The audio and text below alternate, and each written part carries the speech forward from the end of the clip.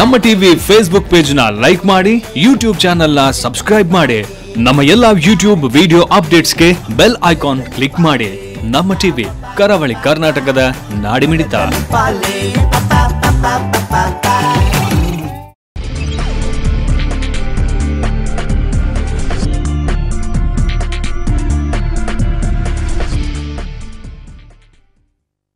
Dairy ice cream ಮತ್ತು 2 star Santosh rice ಮುಖ್ಯ ಪ್ರಾಯೋಜಕರಾಗಿರೋ ಜನಧ್ವನಿ ನೇರ ಪ್ರಸಾರ ಕಾರ್ಯಕ್ರಮಕ್ಕೆ ಪ್ರೀತಿಯ ಸ್ವಾಗತ. ನೀವೀಗ ಒಂದು ಸುಮಾರು 14 ನಿಮಿಷಗಳ ಸಚಿತ್ರ ವರದಿಯನ್ನು ನೋಡಿದ್ರಿ. ಶಂಕರ್ ಪೂಜಾರಿ ಅವರು ಎದುರಿಸುತ್ತಿರುವಂಥ ಸಮಸ್ಯೆ ಮತ್ತು ಆಗಿರುವಂಥ ಈ ಕಳೆದ 3 ತಿಂಗಳ ಗೊಂದಲವನ್ನು ನಾವು ನಿಮಗೆ ವಿವರವಾಗಿ ಹೇಳಿದ್ವಿ. ಸೊ ಹಾಗಾದರೆ ನೇರವಾಗಿ ಇವತ್ತಿನ ಸಂವಾದವನ್ನು ಪ್ರಾರಂಭಿಸೋಣ. ನಮ್ಮೊಂದಿಗಿದ್ದಾರೆ ನಮ್ಮ ಟಿವಿಯ ಮಿಡ್ಲ್ ಈಸ್ಟ್ ಅಂದರೆ ಗಲ್ಫ್ ರಾಷ್ಟ್ರಗಳ ಪ್ರತಿನಿಧಿಯಾಗಿರುವಂಥ, ಅಲ್ಲಿಂದಲೇ ಸಾಕಷ್ಟು ರೀತಿಯಲ್ಲಿ ವರದಿಯನ್ನು ಮಾಡುತ್ತಿರುವಂಥ ನಮ್ಮ ವಿನಯ್ ನಾಯ್ಕ ಅವರು ನಮ್ಮೊಂದಿಗಿದ್ದಾರೆ. ಒಂದು ಕಾರ್ಯಕ್ರಮ ಪ್ರೀತಿ ನಾನು ಸ್ವಾಗತಿಸ್ತಿದ್ದೇನೆ. ನಮಸ್ಕಾರ ವಿನಯ್ ಅವರೇ. ನಮಸ್ತೆ.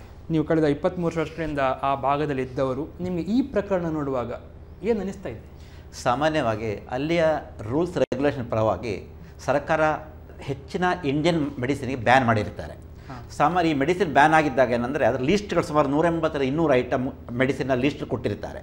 ಈ ಮೆಡಿಸಿನ್ ಲೀಸ್ಟಲ್ಲಿ ಹೇಗಿದೆ ಅಂದರೆ Indian medicine cheaper medicine actually. So ಅಲ್ಲಿ ನಡೀತಿರೋದು ಅಮೇರಿಕನ್ ಯುರೋಪಿಯನ್ ಕಂಟ್ರೀಸ್ ಮೆಡಿಸಿನ್ ನಡೀತಾ ಇರೋದು ಅಲ್ಲಿ ಜಾಸ್ತಿ ಆಗಿ. ಈ ಮೆಡಿಸಿನ್ಗೆ ಅಲ್ಲಿ ಎಕ್ಸ್ಪೆನ್ಸಿವ್ ಆಗುತ್ತೆ. ಈ ಸಾಮಾನ್ಯ ಕೆಲಸದಲ್ಲಿ ದುಡಿಯೋವನಿಗೆ ಒಂದು ಮೆಡಿಸಿನ್ ಕೊಂಡು ಹೋದರೆ ಅವನ ಡೈಲಿ ಇದರ ಬಜೆಟಲ್ಲಿ ವ್ಯತ್ಯಾಸಗಳು ಕಾಣುತ್ತೆ. ಸೊ ಆ ಥರವು ಕೊಟ್ಟು ಕಳಿಸ್ತಾರೆ ಹೆಚ್ಚಿನವರು. ಸಾಮಾನ್ಯ ಗಲ್ಫ್ನಲ್ಲಿ 2 ಥರ ಇದೆ. ಯಾಕಂದರೆ ಗಲ್ಫಲ್ಲಿ ಹೋಗುವಾಗ ರಜೆಯಲ್ಲಿ ಬಂದು ಹೋಗುವಾಗ ತನ್ನ ರೂಮ್ಮೇಟ್ಸ ಅಥವಾ ತನ್ನ ಸ್ನೇಹಿತರಿಗೆ ಅದು ಬಂಧುಗಳಿಗೆ ಏನಾದ್ರು ಕೊಂಡೋಗ್ಲಿಕ್ಕೆ ಇದೆ ಕೇಳ್ತಾನೆ ಅವನು. ಹಾಗೆ ಇದು ಕೊಂಡೋಗುವುದು ತರುವುದು ಸಾಮಾನ್ಯ ಒಂದು ವಾಡಿಕೆ ಅಲ್ಲಿದು. ಆದರೆ ಮುಖ್ಯವಾಗಿ ಅಂತ 2 ಥರದ್ದು, ಒಂದು ಮಾನವೀಯ ನೆಲೆಯಲ್ಲಿ, ಒಂದು ಕೆಲವು ಅಂತ ಅಂದರೆ ಒಂದು ರಾಕೆಟ್ಗಳಿರುತ್ತೆ. ಯಾರು ಸಮಾಜದಲ್ಲಿ ಸಮಸ್ಯೆಯಲ್ಲಿದ್ದ ಅವರನ್ನು ನೋಡಿಕೊಂಡಿರ್ತಾರೆ, ಅವ್ರ ಹತ್ರ ಇವರು ಕೊಟ್ಟು ಕಳಿಸೋದು. ಪಾಸ್ ಆದರೆ ಪಾಸ್, ಹೋದರೆ ಹೋಯ್ತು, ಆ ಥರ ಇರುತ್ತೆ. ಸಾಮಾನ್ಯವಾಗಿ ಇದು ಅವೇರ್ನೆಸ್ನ ಸಮಸ್ಯೆ ಆಗಿರುತ್ತೆ. ಮತ್ತು ಗಲ್ಫ್ ಕಂಟ್ರಿಯಲ್ಲಿ ಹೇಗಂದರೆ ಮೆಡಿಸಿನ್ನಲ್ಲಿ ಮತ್ತು ರೇಪ್ ಕೇಸ್ ಆಗಲಿ ಅಥವಾ ಇದು ಮರ್ಡರ್ ಕೇಸ್ಗೆ ಜಾಮೀನು ಸಿಕ್ಕುವುದಿಲ್ಲ ಸಾಧಾರಣವಾಗಿ. ಯಾಕಂದರೆ ಆ ದೇಶದ ಕಾನೂನಿಗೆ ದೇಶದ್ರೋಹ ಆಗಿರುತ್ತೆ. ಇದು ಮುಖ್ಯವಾಗಿ ಕಂಡುಬರುವಂಥ ಸಮಸ್ಯೆಗಳಲ್ಲಿ. ಓಕೆ, ಈಗ ವಿನಯ್ ಅವರೇ, ಒಬ್ಬ ವ್ಯಕ್ತಿಗೆ ಇದು ಗೊತ್ತಿಲ್ಲದೆ ಶಂಕರ್ ಪೂಜಾರಿ ಅವರೊಂದು ಮಾನವೀಯ ದೃಷ್ಟಿಯಲ್ಲಿ ತೆಗೆದುಕೊಂಡು ಹೋದರು ಅಂತ ಅಂದ್ಕೊಳ್ಬೋದು, ಅಥವಾ ಮೆಡಿಸಿನೇ ಫುಲ್ಲಲ್ಲಿ ಬ್ಯಾನ್ ಆಗಿ, ಅಂದರೆ ಭಾರತದ ಯಾವುದೇ ಔಷಧ ತರಲೇಬಾರ್ದು ಅಂತ ಅವರಿಗೆ ಗೊತ್ತಿದ್ದು ತೆಗೆದುಕೊಂಡು ಹೋದ ಕಾರಣ ಇದು ಹೆಚ್ಚಿನ ಪ್ರಾಬ್ಲಮ್ ಅಂತ ನಿಮ್ಗೆ ಅನಿಸ್ತಾ ಉಂಟು? ಅಲ್ಲ, ಸಾಮಾನ್ಯವಾಗಿ ಇದರಲ್ಲಿ 2 ನಾನು ಹೇಳಿದ ಹಾಗೆ ಸಾಮಾನ್ಯರಿಗೆ ಗೊತ್ತಿರೋದೇ ಚಾನ್ಸ್. ಯಾಕಂದರೆ ಮನುಷ್ಯನಿಗೆ ಸ್ನೇಹಿತನಿಗೆ ಸಹಾಯ ಮಾಡೋದು ಅಂದರೆ ಒಂದು ಸಾಮಾನ್ಯ ನಮ್ಮ ಭಾರತೀಯ ಸಂಸ್ಕೃತಿಯಲ್ಲಿ ಒಂದು ಅತ್ಯುನ್ನತವಾದ ಒಂದು ವ್ಯವಸ್ಥೆ ಅದು. ಸೊ ಹಾಗಿರುವಾಗ ಏನಾಗುತ್ತೆ ಅಂದರೆ ಇಲ್ಲಿ ಏನಾಗುತ್ತೆ ಅಂದರೆ ಇವಾಗ ಕೊಂಡು ಹೋದದ್ದು ತಪ್ಪು ಅಥವಾ ಸರಿ ಅಂತ ಹೇಳಲಿಕ್ಕೆ ಆಗೋದಿಲ್ಲ. ಯಾಕಂದರೆ ಅಲ್ಲಿ ಕೋರ್ಟಲ್ಲಿ ಪ್ರೊಡ್ಯೂಸ್ ಮಾಡೋ ಕೇಳ್ತಾರೆ, ಇದು ನೀನು ತಂದಿದ್ಯಾ ಕೇಳ್ತಾರೆ, ಒಂದೇ ಕ್ವಶನ್. ಎಸ್ ಅಂತ ಹೇಳಿದರೆ ಕೋರ್ಟ್ ಹೇಳುತ್ತೆ ಓಕೆ ಮುಂದಿನ ತನಿಖೆ ನಾ ಮಾಡಿ ಅಂತ ಸಾಮಾನ್ಯ. ಆದ ಕಾರಣ ಇದು ಕೊಟ್ಟವ್ರು ಏನು ಹೇಳ್ತಾರೆ, ನನ್ನ ಅತ್ತೆಗೆ ಕೊಡಲಿಕ್ಕೆ ಅಂತೇಳಿ ಮುಬಾರಕ್ ಹೇಳಿರ್ತಾರೆ. ಅಂದರೆ ಮಾನವೀಯ ನೆಲೆಯಲ್ಲಿ ಕೊಂಡೋಗಿರ್ತಾರೆ. ಇವನಿಗೆ ಗೊತ್ತಿರೋದಿಲ್ಲ. ಜನರಲಿ ಆಗಿ ಮೆಡಿಕಲ್ ಪ್ರಿಸ್ಕ್ರಿಪ್ಷನ್ ಇದ್ದರೂ ಕೂಡ ಕೆಲವು ಸಲ ಅದು ಬ್ಯಾನ್ ಆಗಿರುತ್ತೆ, ಅದರ ಲೀಸ್ಟಲ್ಲಿ ಇರುತ್ತದೆ. ಯಾಕಂದರೆ ಈಗ ಭಯೋತ್ಪಾದಕರ ಇದ್ದ ಕಾರಣ ಅಲ್ಲ, ಎಲ್ಲ ಏರ್ಪೋರ್ಟ್ಗಳು ಮೋಸ್ಟ್ ಮಾಡರ್ನ್ ಟೆಕ್ನಾಲಜಿ ಉಪಯೋಗ ಮಾಡಿಕೊಂಡಿರ್ತಾರೆ. ಸೊ ಹಾಗಿರುವಾಗ ಎಲ್ಲವೂ ಸ್ಕ್ಯಾನ್ ಮಾಡುವಾಗ ಆಟೋಮೆಟಿಕ್ ಕಂಡು ಬರುತ್ತೆ ಅವರಿಗೆ. ಓಕೆ, ಹಾಗಿದ್ರೆ ಮಾತ್ರೆಯನ್ನು ಬಹುಶಃ ಮಾನವೀಯ ದೃಷ್ಟಿ ಅಂತ ಹೇಳಿದರೆ ಗೊತ್ತಿರ್ಬೋದು, ತೆಗೆದುಕೊಂಡು ಹೋಗೋದು 2 ಪಾಯಿಂಟ್ ಇರುತ್ತೆ. ಒಂದು ತೆಗೆದುಕೊಂಡು ಹೋಗೋದೇ ತಪ್ಪು ಅಂತ ಒಂದು ವಿಚಾರ, ಈ ಮಾತ್ರೆ ಬ್ಯಾನ್ ಲಿಸ್ಟಲ್ಲಿ ಬಂದಿದೆಯಾ ಅಂತ ಗೊತ್ತಿಲ್ಲದೆ ಅಜ್ಞಾನ ಅಥವಾ ಮಾಹಿತಿಯ ಕೊರತೆಯಿಂದ ತೆಗೆದುಕೊಂಡು ಹೋಗೋದು ಇನ್ನೊಂದು ವಿಚಾರ ಅಂತ ಅಂದ್ಕೊಳ್ಬೇಕಾ? ಯಾಕಂದರೆ ಗಲ್ಫಲ್ಲಿ 2 ಇದೆ, ಬ್ಲೂ ಕಾಲರ್, ವೈಟ್ ಕಾಲರ್ ಅಂತ. ಈ ಬ್ಲೂ ಕಾಲರ್ನವರಿಗೆ ಇದರ ಸಾಮಾನ್ಯ ನಿಯಮಗಳು ಗೊತ್ತಿರೋದಿಲ್ಲ. 5 ಮಾತ್ರ ತಿಳ್ಕೊಂಡು ನಾನು ಕೊಂಡೋಗ್ತೇನೆ, ಯಾಕಂದರೆ ಅವನಿಗೆ ಹೋಗುವಾಗ 30 ಕಿಲೋ ಅವನಿಗೆ ಲಗೇಜ್ ಇದ್ದಿರುತ್ತೆ. ಸೊ ಅವನೇನು ಮಾಡ್ತಾನೆ, ಓಕೆ ನಾನು ಕೊಂಡೋಗ್ತೇನೆ, ನನ್ನ ರೂಮ್ಮೇಟಿಗೆ ಅಲ್ವಾ, ಅಥವಾ ನನ್ನ ಪರಿಚಯದವರಿಗೆ ಕೊಡೋದಲ್ವಾ, ಅಥವಾ ನನ್ನ ಸ್ನೇಹಿತನಿಗೆ ಕೊಡೋದಲ್ವಾ ಅಂತ ಒಂದು ಸಾಮಾನ್ಯವಾದ ಮನಸ್ಸಿನಲ್ಲಿ ತಗೊಂಡು ಹೋಗಿರ್ತಾನೆ. ಆದರೆ ನಿಯಮದ ಪ್ರಕಾರ ಸಾಧಾರಣವಾಗಿ ನನ್ನ ಕಾರಣತೆ ಇವರಿಗೆ ಗೊತ್ತಿಲ್ಲ. ಯಾಕಂದರೆ ಅವೇರ್ನೆಸ್ ಇರುವುದಿಲ್ಲ ಸಾಧಾರಣ ಬ್ಲೂ ಕಾಲರ್ ಅಂದರೆ ಸಾಮಾನ್ಯ ಲೇಬರ್ಗಳಿಗೆ. ಓಕೆ, ಸೊ ಹಾಗಾದರೆ ಇಳಿದ ಕೂಡಲೇ ಏರ್ಪೋರ್ಟ್ನಲ್ಲಿ ಚೆಕ್ ಆಗುತ್ತೆ, ಇವರ ಮಾತ್ರೆಗಳ ಕಟ್ಟು ಸಿಗತ್ತೆ. ಸೊ ಆಗ ಒಂದು ವೇಳೆ ಯಾರಿಗೆ ತೆಗೆದುಕೊಂಡು ಹೋಗ್ತಾ ಇದ್ರು, ಆ ಹೆಂಗಸಿನ ಹೆಸರು ತಸ್ಲೀಂ ಫಾತಿಮಾ ಅಂತ, ಅವರು ಬಂದು ಹೌದು ನನಗೆ ತಂದದ್ದು ಅವರು ಅಂತ ಹೇಳಿದರೆ ಅಲ್ಲೇ ಬಿಡುವಂಥ ಚಾನ್ಸ್ ಇತ್ತಾ, ಅಥವಾ ಇಲ್ಲ ನೀವು ಯಾರಿಗೂ ತಂದರೂ ಕೂಡ ಇದು ಬಿಡುವ ಚಾನ್ಸ್ ಇಲ್ಲ ಅಂತ ಹೇಗೆ? ಅಂದರೆ ಸಾಧಾರಣ ಅವ್ರು ಬಂದರೆ ಈ ಕೇಸ್ ಸ್ವಲ್ಪ ಸ್ವಲ್ಪ ಸಿಂಪಲ್ ಆಗಿ ಹೋಗೋ ಚಾನ್ಸ್ ಇತ್ತು ಈ ಕೇಸ್. ಯಾಕಂದರೆ ಈಗ ಅವ್ರು ಬರ್ತಾ ಇಲ್ಲ, ಅಲ್ಲಿ ಸಂಶಯಗಳು ಬೆಳೀತಾ ಹೋಗ್ತಾ ಇದೆ. ಅವ್ರಿಗೆ ನಾವು ಕೊಡಲೇ ಇಲ್ಲ ಅಂತ ಹೇಳ್ತಾರೆ, ಇವತ್ತು ಪ್ರೆಸ್ ಕಾನ್ಫರೆನ್ಸ್ ಕೊಟ್ಟಿದೆ ಅಂತ ಹೇಳ್ತಾ ಇದ್ದಾರೆ. ಸೊ ಇದು ಗೊಂದಲಗಳನ್ನು ಬೀಡಾಗಿದೆ. ಎಸ್, ಒಂದು ವೇಳೆ ಮುಬಾರಕ್ ಅವರು ಆವತ್ತೇ ನಾವೇ ತೆಗೆದುಕೊಂಡು ಹೋಗಲಿಕ್ಕೆ ಕೊಟ್ಟದ್ದು ಅಂತ ಒಪ್ಪಿಕೊಂಡಿದ್ದಿದ್ರೆ ಬಹುಶಃ ಪ್ರಾಬ್ಲಮ್ ಅಲ್ಲೇ ಅರ್ಧಕ್ಕರ್ಧ ಸಾಲ್ವ್ ಆಗ್ತಿತ್ತು. ಆದರೂ ಕೂಡ ಕೋರ್ಟಿಗೆ ಸಬ್ಮಿಟ್ ಮಾಡ್ತಿದ್ದಾರೆ. ಅಕಾರ್ಡಿಂಗ್ ಇಸ್ಲಾಮಿಕ್ ರೂಲ್ಸ್ ಪ್ರಕಾರ ಅವನಿಗೆ ಒಂದು ತನಿಖೆ ಆಗೇ ಆಗಿತ್ತು, ಯಾಕಂದರೆ ಇದು ಡ್ರಗ್ಸ್ ಅಲ್ಲ. ಅವ ಭಾರತದಲ್ಲಿದ್ದಾಗ ತನಿಖೆಗೆ ಕರ್ಕೊಂಡು ಅವನ ತನಿಖೆ ಅಲ್ಲ, ಆ ಹೆಂಗಸ ಯಾರು ಅವನ ಅತ್ತೆ ಇದ್ದಾರಲ್ಲ ಅವರಲ್ಲಿ ಕೋರ್ಟಿಗೆ ಪ್ರೊಡ್ಯೂಸ್ ಮಾಡಬೇಕಿತ್ತು ಅವರನ್ನು. ಅವ್ರು ಕೋರ್ಟಲ್ಲಿ ಬಂದು ಹಾಜರಾಗಿರಬೇಕಿತ್ತು. ಹಾಜರಾಗಿದ್ದರೆ ಈ ಕೇಸ್ಗಳು ನಿರಾಳವಾಗಿ ಸಿಂಪಲ್ ಆಗಿ 3 ತಿಂಗಳ ತನಕ ಹೋಗ್ತಿರ್ಲಿಲ್ಲ. ಯಾಕಂದರೆ ಈ ಮುಬಾರಕ್ ಕೂಡ ಇವತ್ತು 3 ತಿಂಗಳ ನಂತರ ಇವತ್ತು ಅವ್ರು ಹೇಳ್ತಾ ಇದ್ದಾರೆ ನಾನು ಅದಕ್ಕೆ ಶ್ರಮಿಸ್ತಿದ್ದೇನೆ ಅಂತ.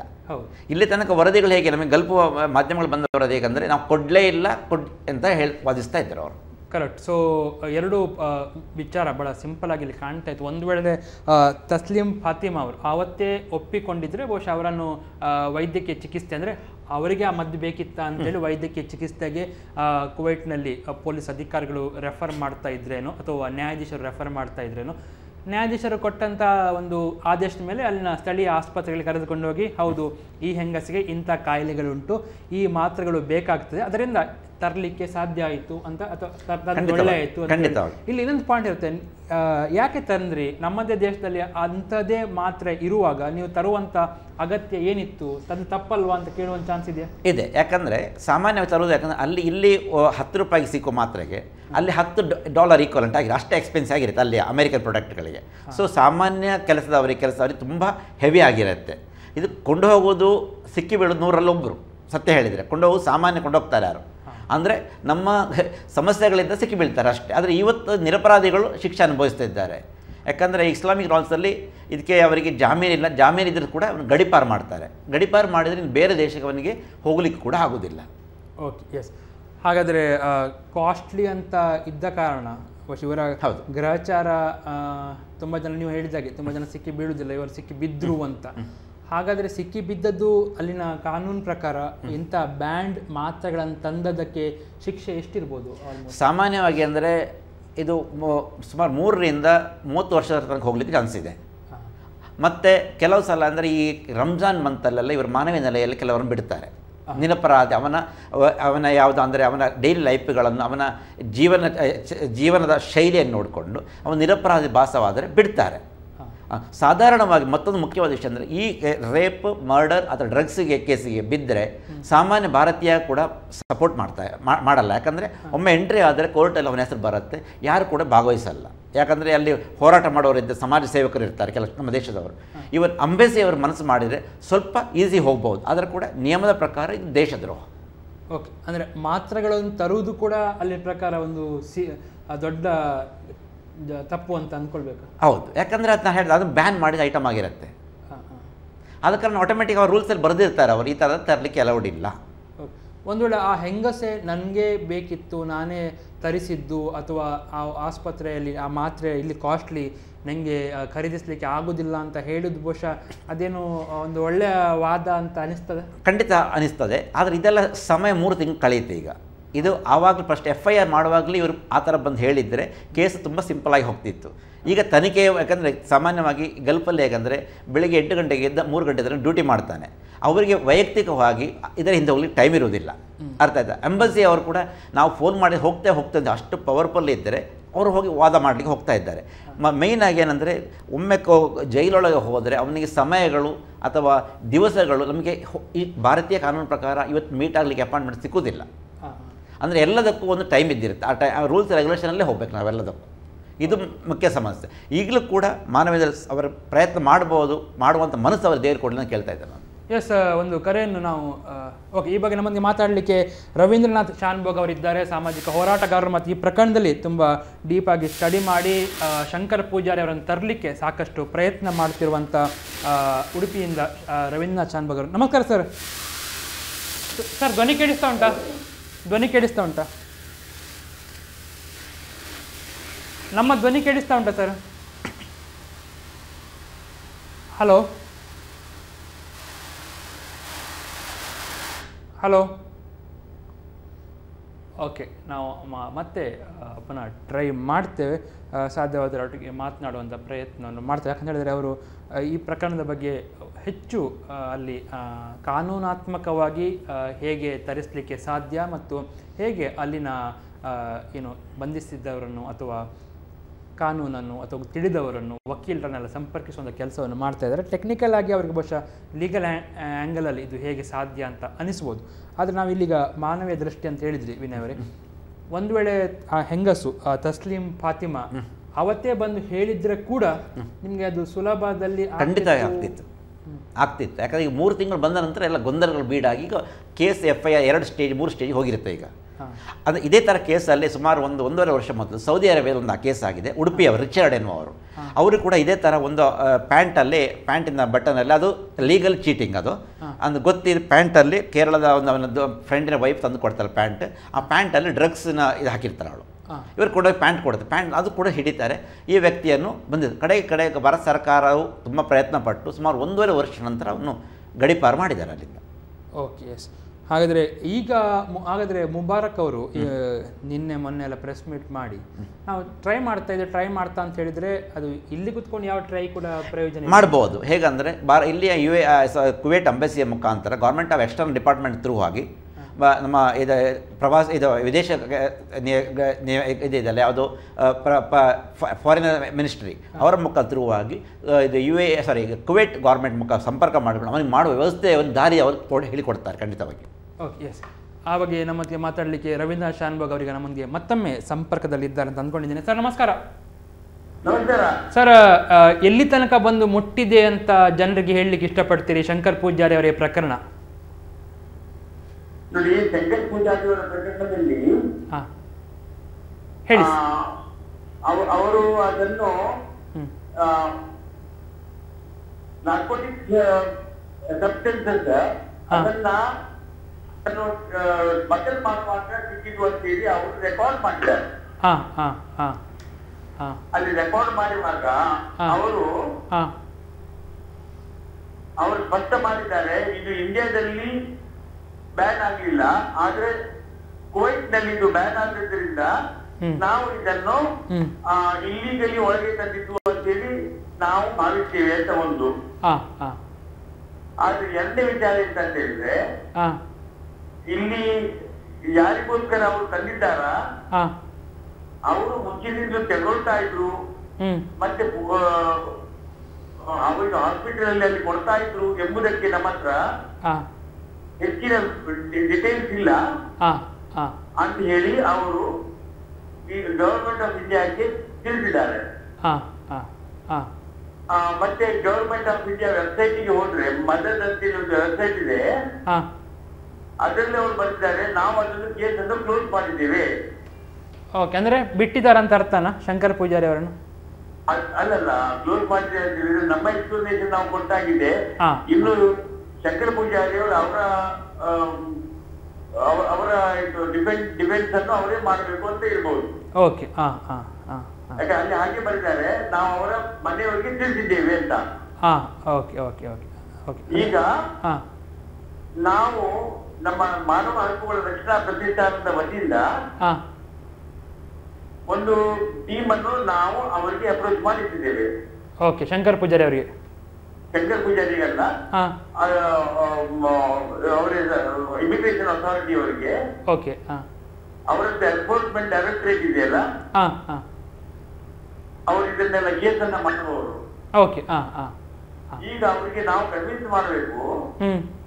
ಅದಕ್ಕೆ ಕಸ್ತೂರ್ಬಾ ಹಾಸ್ಪಿಟಲ್ ಇಂದ ಎಲ್ಲ ರೆಕಾರ್ಡ್ಸ್ ಎಲ್ಲ ಇಲ್ಲಿ ತೆಗೆದಿದ್ದೇವೆ. ಆಕೆ ಅವರ ಹೆಸರು ಫಾತಿಮಾ ತಸ್ಲೀಮ್ ಅಂತ. ಅವರು ಈ ಟ್ಯಾಬ್ಲೆಟ್ಸ್ ಅನ್ನು ಇಲ್ಲಿ ತಗೊಳ್ತಾ ಇದ್ರು, ಆದ್ರಿಂದ ಅವ್ರಿಗೆ ತಗೊಂಡು ಹೋಗ್ತಾ ಇದ್ರು ಇವರು. ಅವರದ್ದು ಏಪ್ರಿಲ್ ನಲ್ಲಿ ಕೊಟ್ಟ ಪ್ರಿಸ್ಕ್ರಿಪ್ಷನ್, ಅದರ ನಂತರ ಲೇಟ್ ಪ್ರಿಸ್ಕ್ರಿಪ್ಷನ್, ಎಲ್ಲ ಪ್ರಿಸ್ಕ್ರಿಪ್ಷನ್ ಅನ್ನು ನಾವು ಹಾಸ್ಪಿಟಲ್ ಇಲ್ಲ ಮುಂಚೆ ಕೊಟ್ಟದ್ದೇ, ನಿಜವಾಗಿ ಕೊಟ್ಟದನ್ನೇ ಈಗ ರೆಕಾರ್ಡ್ಸ್ ಆಗಿ ನಾವು ತಗೊಂಡಿದ್ದೇವೆ. ಮತ್ತೆ ಹಾಸ್ಪಿಟಲ್ ರೆಕಾರ್ಡ್ ಅಲ್ಲಿ ಅದು ರೆಕಾರ್ಡ್ ಆಗಿದೆ, ಹಾಸ್ಪಿಟಲ್ ಕೇಸ್ ಶೀಟ್ ನಲ್ಲಿ ರೆಕಾರ್ಡ್ ಆಗಿದೆ. ಅವರು ಇದನ್ನು ತೆಗೆದುಕೊಳ್ತಾ ಇದ್ದಾರೆ ಅಂತ. ಓಕೆ, ಈ ಕಾಫಿ ಅವರ್ತ ಮುಂಚೆ ಇರ್ಲಿಲ್ಲ. ಆದ್ರಿಂದ ಅವರು ಮಗಳಿಗೆ ಅಂತೇಳಿ ಒಂದು ನಿರ್ಧಾರಕ್ಕೆ ಬಂದಿರಬಹುದು. ಆದ್ರೆ ಈಗ ನಮ್ಮ ಒಂದು ಭಾವನೆ ಅಂತ ಹೇಳಿದ್ರೆ ಈಗ ಇದನ್ನೆಲ್ಲ ನಾವು ಅವರಿಗೆ ಕೊಟ್ರೆ ಅವರಿಗೆ ಕನ್ವಿನ್ಸ್ ಆಗ್ಬಹುದು ಅಂತ ನಾವು ಹೇಳಿದ್ದೇವೆ. ಸರ್, ಹಾಗಾದ್ರೆ ಇಲ್ಲಿಂದ ಹೋದಂತ ಒಂದು ಔಷಧ ಬ್ಯಾನ್ ಆಗಿರುವುದು ಸರಿ, ಅಲ್ಲಿ ಬಂದದ್ದು ತಪ್ಪು ಅಂತ ಅವರು ಹೇಳ್ತಾರಾ? ಅದು ಮಾನವೀಯತೆ ಮತ್ತೆ ಕಾನೂನಾತ್ಮಕ ಆಂಗಲ್ ಬೇರೆ ಬೇರೆ ಇರುತ್ತಾ ಅಥವಾ ಮರ್ಜ್ ಮಾಡ್ಲಿಕ್ಕೆ ಸಾಧ್ಯ ಉಂಟಾ? ಇಲ್ಲ ನೋಡಿ, ಅವರು ಎಂತ ಮಾಡಿದ್ದಾರೆ, ಅವರು ವೆಬ್ಸೈಟ್ ನಲ್ಲಿ ಹಾಕಿದ್ದಾರೆ. ಅವರು ಸಾಧಾರಣ 400 ಮೆಡಿಸಿನ್ಸ್ ಅನ್ನ ಹಾಕಿದ್ದಾರೆ. ಓಕೆ. ಅದರಲ್ಲಿ 150 ಪೇನ್ ರಿಲೀವರ್ಸ್ ಇದೆ, ನೋವು ನಿವಾರಕ ಮಾತ್ರೆಗಳು. ಓಕೆ. ಅವರು ಹೇಳಿದ್ದಾರೆ ಇದು ನಮ್ಮ ಕಂಟ್ರಿಯಲ್ಲಿ ಬ್ಯಾನ್. ಓಕೆ, ತರಬಾರ್ದು ಅಂತ. ಆದ್ರೆ ನಮ್ಮ ಡಾಕ್ಟರ್ ಯಾರು ಪ್ರಿಸ್ಕ್ರೈಬ್ ಮಾಡ್ತಾರೆ ನೋಡಿ, ಅವರು ಅದನ್ನ ನೆನೆಸಬೇಕು. ಅವ್ರು ಕೇಳಬೇಕು, ನೀವು ಯಾವ ಊರಿಗೆ ಹೋಗುದಮ್ಮ ಅಂತ.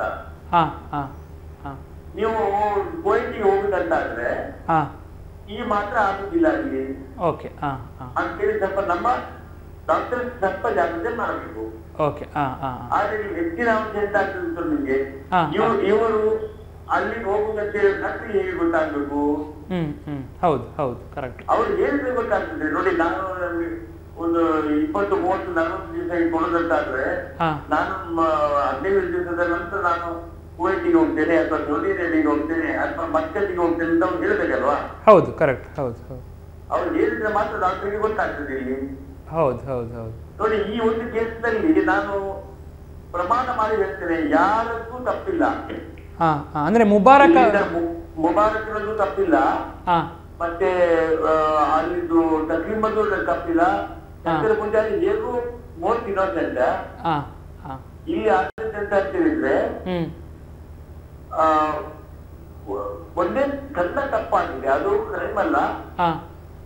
ಅವ್ರಿಗೆ 20, 30, 40 ಮಾರ್ಕ್ಸ್ ಕೊಡುವ ಬದಲು ಅವರು 210 ಮಾತ್ರ ತಗೊಂಡು ಹೋಗಿದ್ದಾರೆ. ಅಂದ್ರೆ ಹೆಚ್ಚು ಹೆಚ್ಚು ಎಕ್ಸ್ಟ್ರಾ ಇರ್ಲಿ ಅಂತ. ಅಲ್ಲಿ ಎಕ್ಸ್ಟ್ರಾ ಆವಾಗ ಯಾರು ಉಡುಪಿಯಿಂದ ಕುವೈಟಿಗೆ ಹೋಗ್ತಾರೆ. ಹೌದು, ಕರೆಕ್ಟ್. ಅವರಿಗೆ ಹೇಗೂ ನೋವು, ಸೊಂಟ ನೋವೆಲ್ಲ ಉಂಟು, ಅರ್ಥ್ರೈಟಿಸ್ ಉಂಟು, ಕೈಕಾಲು ಗಂಟು ನೋವು ಉಂಟು. ಆದ್ರಿಂದ ಸ್ವಲ್ಪ ಇರಲಿ ಅಂತೇಳಿ ಈ ಮುಬಾರಕ್ ಅವರು ಅವರಿಗೆ ಕಳಿಸಿಕೊಟ್ಟಿದ್ದಾರೆ. ಸರ್, ಒಂದು ವೇಳೆ ಅವತ್ತೇ ತಸ್ಲೀಂ ಫಾತಿಮಾ ಅವರು ತನಗೋಸ್ಕರನೇ ಈ ಮಾತ್ರೆ ತಂದದ್ದು ಶಂಕರ್ ಪೂಜಾರಿ ಅವರಂತ ಬಂದು ಪೊಲೀಸರ ಮುಂದೆ ಹೇಳಿದಿದ್ರೆ ಇದು 3 ತಿಂಗಳ ಮೊದಲೇ ಪರಿಹಾರ ಆಗುತ್ತಿದ್ದಂತ ಒಂದು ಪ್ರಕರಣ ಅಂತ ಹೇಳ್ಬೋದಾ? 3 ತಿಂಗಳಾಗಲಿಲ್ಲಪ್ಪ, 3 ತಿಂಗಳಲ್ಲಿ ಆಗಿದೆ. ನೋಡಿ, ಅವರು ಹೋದದ್ದು ಜೂನ್ 13, ಜುಲೈ, ಆಗಸ್ಟ್, ಈಗ ಓಕೆ ಆಯ್ತು.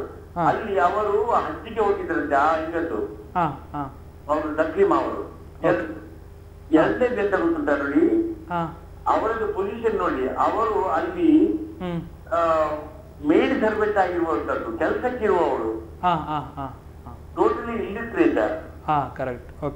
ಅವರು ಯಾವ ಧೈರ್ಯದಿಂದ ಅಲ್ಲಿ ಪೊಲೀಸರಿಗೆ ಹೇಳಿ ಇದು ನನಗೋಸ್ಕರ ತಂದಿದ್ದು ಅಂತ ಹೇಳುದು? ಹೆದರಿದ್ರು ಅಂತ ಹೇಳ್ಬೋದು ಅವರು. ಹಾಗಾದ್ರೆ ಖಂಡಿತ ಹೆದರಿದ್ದಾರೆ ಅವರು. ಅಂದ್ರೆ ಅಲ್ಲಿ ನೋಡಿ, ಅದು ಬಿಡಿ, ಅಲ್ಲಿ ಸಾಧಾರಣ ನಮ್ಮ ಇಂಡಿಯನ್ ಅಡ್ವೊಕೇಟ್ಸ್ ಸಹ ಹೋಗಿ ಅಥವಾ ಯಾರಾದ್ರೂ ಕನ್ನಡ ಸಂಘದವರು ಅಲ್ಲಿ ಹೋಗಿ ಅದನ್ನ ಆರ್ಗ್ಯುಮೆಂಟ್ ಮಾಡ್ಲಿಕ್ಕೆ ಅವರಿಗೆ ಸ್ವಲ್ಪ ಹೆಸಿಟೇಷನ್ ಇದೆ. ಇದನ್ನ ಡಿಪೆಂಡ್ ಮಾಡುತ್ತ ಅಷ್ಟು ಸುಲಭ ಅಲ್ಲ. ಈಗ ಸಣ್ಣ ಸಣ್ಣ ತಪ್ಪಾದ ಡಿಪೆಂಡ್ ಮಾಡಬಹುದು. ಡ್ರಗ್ಸ್ ಸ್ಮಗ್ಲಿಂಗ್ ಮಾಡೋದಾದ್ರೆ ಅಥವಾ ಎಕ್ವಿಪ್ಮೆಂಟ್, ಗನ್ಸ್, ಪಿಸ್ತಲ್ ಎಲ್ಲ ಸ್ಮಗ್ಲಿಂಗ್ ಮಾಡೋದಾದ್ರೆ ಸಿಕ್ಕಿ ಬಿದ್ರೆ ಅದು ಡಿಪೆಂಡ್ ಮಾಡ್ಲಿಕ್ಕೆ ಸ್ವಲ್ಪ ಧೈರ್ಯ ಬೇಕಲ್ವಾ? ಹೌದು ಹೌದು ಹೌದು, ಕರೆಕ್ಟ್. ಈಗ ನಮ್ಮ ಇಲ್ಲಿ ಉಡುಪಿಯವರು, ಮಂಗಳೂರಿನವರು, ಗಂಗೊಳ್ಳಿಯವರು ಅಲ್ಲಿ ಹೋಗುದಾದ್ರೆ ಅವ್ರು ಎಂತ ಅವರ ಪೊಸಿಷನ್ ಅಲ್ಲಿ ಅವರು ಹೇಗಾದ್ರೂ ಹೊರಗಿನಿಂದ ಬಂದವರು. ಹೌದು ಹೌದು ಹೌದು ಹೌದು ಸರ್. ಹಾಗಾದ್ರೆ ಯಾವಾಗ ನಿಮ್ಮ ಪ್ರಕಾರ ಕನ್ವಿನ್ಸ್ ಆಗುವಂತ ಸಾಧ್ಯತೆ ಯಾವಾಗ ಬರ್ಬೋದು ಅಂತ ನೋಡಿ? ಅವರಿಗೆ ಕನ್ವಿನ್ಸ್ ಆದ್ರೆ 1 ಗಂಟೆಯಲ್ಲೇ ಅದು ಪ್ರಾಬ್ಲಮ್ ಸಾಲ್ವ್ ಆಗ್ತದೆ. ಅದಕ್ಕೆ ಇದ್ದಿಷ್ಟೇ ನಾವು ಟೈಮ್ ಎಲ್ಲ ಕೊಡುವುದಿಲ್ಲ ಉಂಟಲ್ಲ, ಅವರಿಗೆ ಅದರದ ಅರ್ಜೆನ್ಸಿ ಇಲ್ಲ. ಅಲ್ಲ ಸರ್, ಅವರು ಅವರಿಗೆ ಗೊತ್ತಿರ್ಲಿಲ್ಲ ಅಂತ ಹೇಳಿದ್ರೆ ಅಲ್ಲಿನ ನ್ಯಾಯಾಲಯ ಒಪ್ಪತ್ತೆ ಅಂತ ಅನಿಸ್ತಾ ಉಂಟಾ ನಿಮ್ಗೆ? ನ್ಯಾಯಾಲಯಕ್ಕೆ ಹೋಗ್ಲಿಲ್ಲ, ಇನ್ನು ಹೋಗ್ಲಿಲ್ವಾ? ಓಕೆ. ನೋಡಿ, ಅದು ಎನ್ಫೋರ್ಸ್ಮೆಂಟ್ ಡೈರೆಕ್ಟರೇಟ್ ನಲ್ಲೇ ಇದೆ. ಸರಿ. ಅವರು ಈಗ ಏನು ಡಿಫೆನ್ಸ್ ಇವ್ರದ್ದು ಇಲ್ಲ ಅಂತಂದ್ರೆ ನ್ಯಾಯಾಲಯಕ್ಕೆ ಹಾಕ್ತಾರೆ. ಸರಿ ಸರಿ, ಓಕೆ. ಅವ್ರಿಗೆ ಶಿಕ್ಷೆ ಆಗ್ಲಿಲ್ಲ. ಅದು ನೋಡಿ, ಕೆಲವು ನಾನು ಇನ್ನೊಂದು ರಿಕ್ವೆಸ್ಟ್ ಮಾಡ್ತೇನೆ ನಿಮ್ಮ ಮೂಲಕ. ನೋಡಿ, ಈ ಎಲ್ಲ ಯಾವುದೇ ಸುದ್ದಿಯನ್ನು ಜನರಿಗೆ ಒಂದು ಹೇಳಿ ಮಾಡಿ, ವೆಬ್ಸೈಟ್ ನಲ್ಲಿ ಮತ್ತೆ ಇದು ವಾಟ್ಸ್ಆಪ್ ನಲ್ಲಿ, ಫೇಸ್ಬುಕ್ ನಲ್ಲಿ, ಅದನ್ನೆಲ್ಲ ಒಂದು 10 ದಿವಸಕ್ಕೋಸ್ಕರ ದಯವಿಟ್ಟು ನಿಲ್ಲಿಸಿ. ಅಂದ್ರೆ ಅದೆಲ್ಲ ಕೋರ್ಟಿಗೆ, ಸೌದಿ ಎಲ್ಲ ಕಡೆಗೆ ಹೋಗ್ತದೆ ಅದು. ನಮ್ಗೆ ಈಗ ನಮ್ಮ ಆಬ್ಜೆಕ್ಟಿವ್ ಎಂತ ಆಗ್ಬೇಕಂತ ಹೇಳಿದ್ರೆ, ಶಂಕರ ಪೂಜೆ ಆಚರಣೆ ವಾಪಸ್ ತರೋದು ಬಿಟ್ಟು ಬೇರೆ ಎಂತದೂ ಇಲ್ಲ. ಕರೆಕ್ಟ್, ಹೌದು, ನಿಜ ನಿಜ. ಆವಾಗ ಇವರೆಲ್ಲ ಸ್ವಲ್ಪ ಕಾಪರೇಟ್ ಮಾಡ್ಬೇಕಲ್ವಾ? ಹೌದೌದು, ಕರೆಕ್ಟ್ ಕರೆಕ್ಟ್. ಇವರಿಗೆ ಜೈಲು ಹಾಕ್ಬೇಕು ಅಂತ ಹಾಗೆಲ್ಲ ಅಲ್ಲ ಅದು. ಈಗ ಇಂಟೆನ್ಷನಲಿ ಯಾರಾದ್ರೂ ಮಾಡಿದ್ರೆ ಖಂಡಿತ ಹಾಕಿ ಮಾರಾರೆ. ಆದ್ರೆ ಇದರಲ್ಲಿ ವೆರಿ ಕ್ಲಿಯರ್ ಇದೆ. ಮಾತ್ರೆಯನ್ನು ಉಳಿದ 2 ಮಾತ್ರೆ ಒಟ್ಟಿಗೆ ಒಂದು ಅದೆಲ್ಲ ಒಟ್ಟಿಗೆ ಕಲ್ಪಿದ್ದಾರೆ ಅವರು, ಅದರದ್ದು ರೆಜಿಸ್ಟ್ ಇದೆ. ಆದ್ರಿಂದ ನಾನು ಇದು ಹೇಳುದು, ನಾವು ಇಲ್ಲೆಲ್ಲ ಫೇಸ್ಬುಕ್ ಎಲ್ಲ ಹೇಳುದು, ಆ ಫೇಸ್ಬುಕ್ ಅಲ್ಲಿಂದ ಉಂಟು. ಕರೆಕ್ಟ್, ಹೌದೌದು, ನಿಜ ನಿಜ. ಅಂದ್ರೆ ಇಂಟೆನ್ಷನ್ ಒಳ್ಳೇದಿತ್ತು ಕೊಟ್ಟವರದ್ದು ಅಂತ ಹೇಳುದು ನೀವು. ಇಂಟೆನ್ಷನ್ ಡೆಫಿನೆಟ್ಲಿ ಕೆಟ್ಟದಿರಲಿಲ್ಲ, ಅಥವಾ ಸ್ಮಗ್ಲಿಂಗ್ ಮಾಡ್ಬೇಕಂತ ಇರಲಿಲ್ಲ. Okay okay okay. ಅದು ಖಂಡಿತ ನನಗೆ ಅಂತೂ ಮನೆ ಒಳಗೆ ಆಗಿದೆ. Okay okay okay. ಅದನ್ನು ನೀವು ಕನ್ವೆ ಮಾಡಿ ನಿಮ್ಮ. ಓಕೆ, ಎಸ್, ನಾವು ಟ್ರೈ ಮಾಡಿ. ಎಸ್, ನಾವು ಹಾಗೆ ಮಾಡ್ತೇವೆ sir. Okay okay, thank you thank you. Okay, yes. ಈಗ ನಾನು ಹೇಳಿದೆ ನಿಮ್ಮ ಹತ್ರ ಇದೇ ಥರ ಏನಂದರೆ ಗೊತ್ತಿಲ್ಲ ಕೊಂಡೋಗಿರ್ತಾರೆ, ಅಂದರೆ ಮೇನ್ ಅವೇರ್ನೆಸ್ ಇಲ್ಲ ಅಂತ ಹೇಳಿದ್ದು ಆ ಫಸ್ಟಿಗೆ ಹೇಳಿದೆ. ಮತ್ತು 210 ಮಾತ್ರೆ ಕೊಂಡೋಗೋದಂದರೆ ಅದು ಕೂಡ ಒಂದು ಸಂಶಯಕ್ಕೆ ಬರುವಂತೆ, ಅಂದರೆ ಅಂಶದ ಹಾಗಂದ್ರೆ ಗೊತ್ತಿಲ್ಲ, ಪೊಲೀಸ್ನ ಸಂಶಯ ನಾರ್ಮಲ್ ಬಂದೇ ಬರುತ್ತೆ. ಎಸ್ ಎಸ್, ಆ ಬಗ್ಗೆ ಚರ್ಚೆ ಮಾಡ್ತೀವಿ ಕಾರ್ಯಕ್ರಮದ ಮುಂದಿನ ಭಾಗದಲ್ಲಿ. ಗೊತ್ತಿಲ್ಲದೆ ಹೀಗೆ ತೆಗೆದುಕೊಂಡು ಹೋಗುವುದು ಒಂದು. 2ನೇದು ಪಾಯಿಂಟ್, ಆ ಹೆಂಗಸು ತಸ್ಲೀಮ್ ಅವರು ಬರಬೇಕಿತ್ತು ಅಂತ ನಾವೇನು ವಾದಿಸ್ತಾ ಇದ್ದೀವಿ, ಆ ಬಗ್ಗೆ ಮತ್ತೆ ಚರ್ಚೆ ಮಾಡ್ತೀವಿ. ಒಂದು ಕರೆ ನಮಗೋಸ್ಕರ ಕಾಯ್ತಾ ಇರಬಹುದು ಅಂತ ಅನ್ಕೊಂಡಿದ್ದೆ. ನಮಸ್ಕಾರ. ನಮಸ್ಕಾರ ಸರ್. ನಮಸ್ಕಾರ, ಹೇಳಿ. ಹಲೋ, ഞാൻ ഉമേഷ് നായിക് വന്നത് അഡ്വക്കേറ്റ് ഫിലിക്സ് അലാ വന്നത് അഞ്ചേശ്വരം പാത്തായിരുന്നു. ಪನ್ಲೆ ಪನ್ಲೆ ಪನ್ಲೆ ಸರ್. ವಿನಯ್ ಸರ್, ನಮಸ್ಕಾರ. ನಮಸ್ತೆ ನಮಸ್ತೆ ನಮಸ್ತೆ. ವಿನಯನ್ನ ಈ ಶಂಕರ ಪೂಜಾರಿನ ಈ ಪ್ರಕರಣ ಉಂಟದೆ ಒಂದು ನಿಜವಾಗ್ಲ ನಮ್ಮ ವಿದೇಶಾಂಗ ಸಚಿವಾಲಯಗೂ నేను దాదాపు ಒಂದು ಪನ್ನದು ಕೊಂದ ದಾದಾಮ ಅಕ್ಲೇರಿದ ನಂಗೆ ಈ ಶಂಕರ ಪೂಜಾರಿ ದಾದಾಮ ನ್ಯಾಯ ಸಿಕ್ಕಲ್ಲ ಅಕ್ಲೆ ಟ್ರೈ ಮಂತಂದು ಉಳ್ಳರಿಗೆ ಮಂತ್ ಆಯ್ತು ಆಲ್ರೆಡಿ ಇತ್ತು. ಅಕ್ಲೆ ಈಗ ಗೌರ್ಮೆಂಟ್ ಆಫ್ ಇಂಡಿಯಾದ ಎಂಬಸಿದ ತ್ರೂ ಪೋತಿರಿ ಕೇಸ್ ತಾಡೆ ಅಪ್ಪಡಿ ಆಯ್ನ ಪೋಯಿನ ಕಾರಣ ಇತ್ತೆ ಗೌರ್ಮೆಂಟ್ ಆಫ್ ಇಂಡಿಯಾ ಇತ್ತು ಅಕ್ಲೆ ಇತ್ತೆ ಸಂಗತಿ ಅವಳು ಮಾತ್ರ 212 213 ಮಾತ್ರ ಉಂಡೈತೆ. ಅರ್ಥ ಆಯ್ತಾ? ಒಂದು ಮೇಯ್ನ್ ಮೆಕ್ಲು ಗೌರ್ಮೆಂಟ್ ಆಫ್ ಇಂಡಿಯಾ ಟ್ರೈ ಮಂತನ ಕೇಸ್ ಕ್ಲಿಯರ್ ಆಪಣ ಚಾನ್ಸ್ ಎಲ್ಲ ಉಂಡು. ದಯಪಂಡ ಇತ್ತ ತಿಕ್ಕಡ ಲೇಟೆಸ್ಟ್ ರಿಪೋರ್ಟ್ ಪ್ರಕಾರ FIR ಮಂತಿಜೇರು ಖಾಲಿ ಇಮಿಗ್ರೇಷನ್ ಜೈಲು ಪಾಡಿದಾರೆ ಅವ್ರನ್ನ.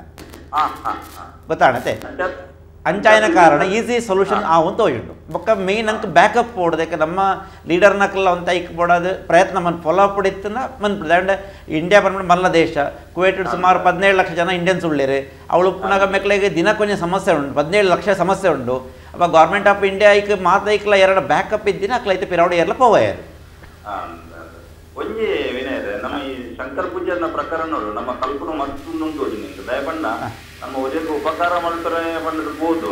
ನಮ್ಮನೆ ಚಿಕ್ಕದು ಊರು ನಂಚಿರ ಒಂಜಿ ಮಾನವೀಯತೆ ಎಲ್ಲ ಒಂಜಿ ಜನ ನಂಚಿರ ಒಂಜಿ ಪ್ರಕರಣ ಆ ಉಪ್ಪು ನಂಚಿರ ಒಂಜಿ ಸಂಭವ ದಯಪಂಡ ನನದಕ್ಲಿಗೆ ಒಂಜಿ ಪಾಠ ನಮ್ಮ ನೇಬರ್ ಬಂದದ ನಮ್ಮ ಕೊಡಪ್ಪ ಎದ್ದೆ ಆಂಡ ಅವು ಅಲ್ಪ ಎತ್ತನಾಗ ಇದಕ್ಕೆ ಬೇತನೆ ರೀತಿದ ಆಂಡ ನಂಗೆ ಗೊತ್ತು ಬುಜಿದಿಲ್ಲ ಅಂದ ಬೊಕ್ಕ ಸಾಧಾರಣ ನಮ್ಮ ಅಲ್ತಾ ಇಸ್ಲಾಮಿಕ್ ರೂಲ್ಸ್ ಪ್ರಕಾರ ಈ ಸಂಘ ಸಂಸ್ಥೆ ಕನ್ನಡ ಸಂಘ ತುಳುಕೂಟ ಪರೊಳ್ಳೆರು ಮೆಕ್ಲೆ ಏರ್ಲ ಪೋಪುಜಿರು ಕಾರಣ ದಾಯ ಮುಂಡ ಹೊರ ಎಂಟ್ರಿ ಆಗಿ ಕೂಡಲೇ ಆ ಪೊಲೀಸ್ ನಕ್ಲು ಮೆಕ್ಲೆಲ್ಲ ನೋಟಾಡದೆ ಇಪ್ಪೇರು ಮೆಕ್ಲು ದಾಯ ಬತ್ತೇರು ಮೆಕ್ಲು ಏರು ಪ್ರತಿಯೊಂದು ಹಿಸ್ಟ್ರಿ ತೀಯರ್ದು ಶುರು ಅನ್ಪೋಯರು ಅವು ಪ್ರತಿಯೊಲ್ಲ ಸಮಸ್ಯೆ ಹಾಕ್ಬಿಟ್ಟು ಬೊಕ್ಕ ಪ್ರತಿಯೊರೆಲ್ಲ ಪಣಿಯರ ಸುಲಭ ಅವಳು ಮತ್ತು ಅಕ್ಲಕ್ಲ ಕೆಲಸ ಬಿಸಿ ಉಪ್ಪುವೇರು ಬೊಕ್ಕ ಅರಬಿಕ್ ಭಾಷೆ ಗೊತ್ತಿತ್ತು ನಕ್ಲ ಈ ಪೊಲೀಸ್ ನಕ್ಲು ಬ್ರಾಂಚ್ ನಮ್ಮ ಪುರ ಈ ಪನ್ಪುಣ ವಿಷಯ ಬರ ಕೇಳುಜರು ಅಕ್ಲು ತೂಪಣ ಫಸ್ಟ್ ಕೇಳಿನಿಂದ ಈ ಕನ್ನದರ ಇದ್ಯಾ ಕನ್ನಡ ಪಂಡ ಅಕ್ಲೆ ಓಕೆ ಮುಗಿಯ ಬಗ್ಗೆ ಎರಡನೇ ಪಾತ್ರ ವಿಚಾರ ಅಕ್ಲ ಖಂಡಿತ ಟ್ರೈ ಮನ್ಪುವ ಈರ್ ಬಣ್ಣ ಗೊತ್ತಾಳೆ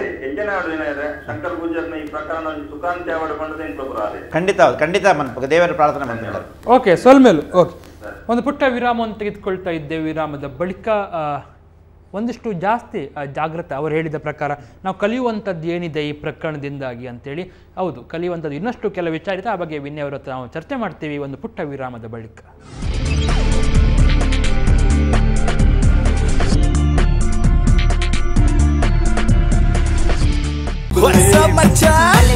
ನಮ್ಮ ಟಿವಿ ಫೇಸ್ಬುಕ್ ಪೇಜ್ ನ ಲೈಕ್ ಮಾಡಿ, ಯೂಟ್ಯೂಬ್ ಚಾನೆಲ್ ನ ಸಬ್ಸ್ಕ್ರೈಬ್ ಮಾಡಿ.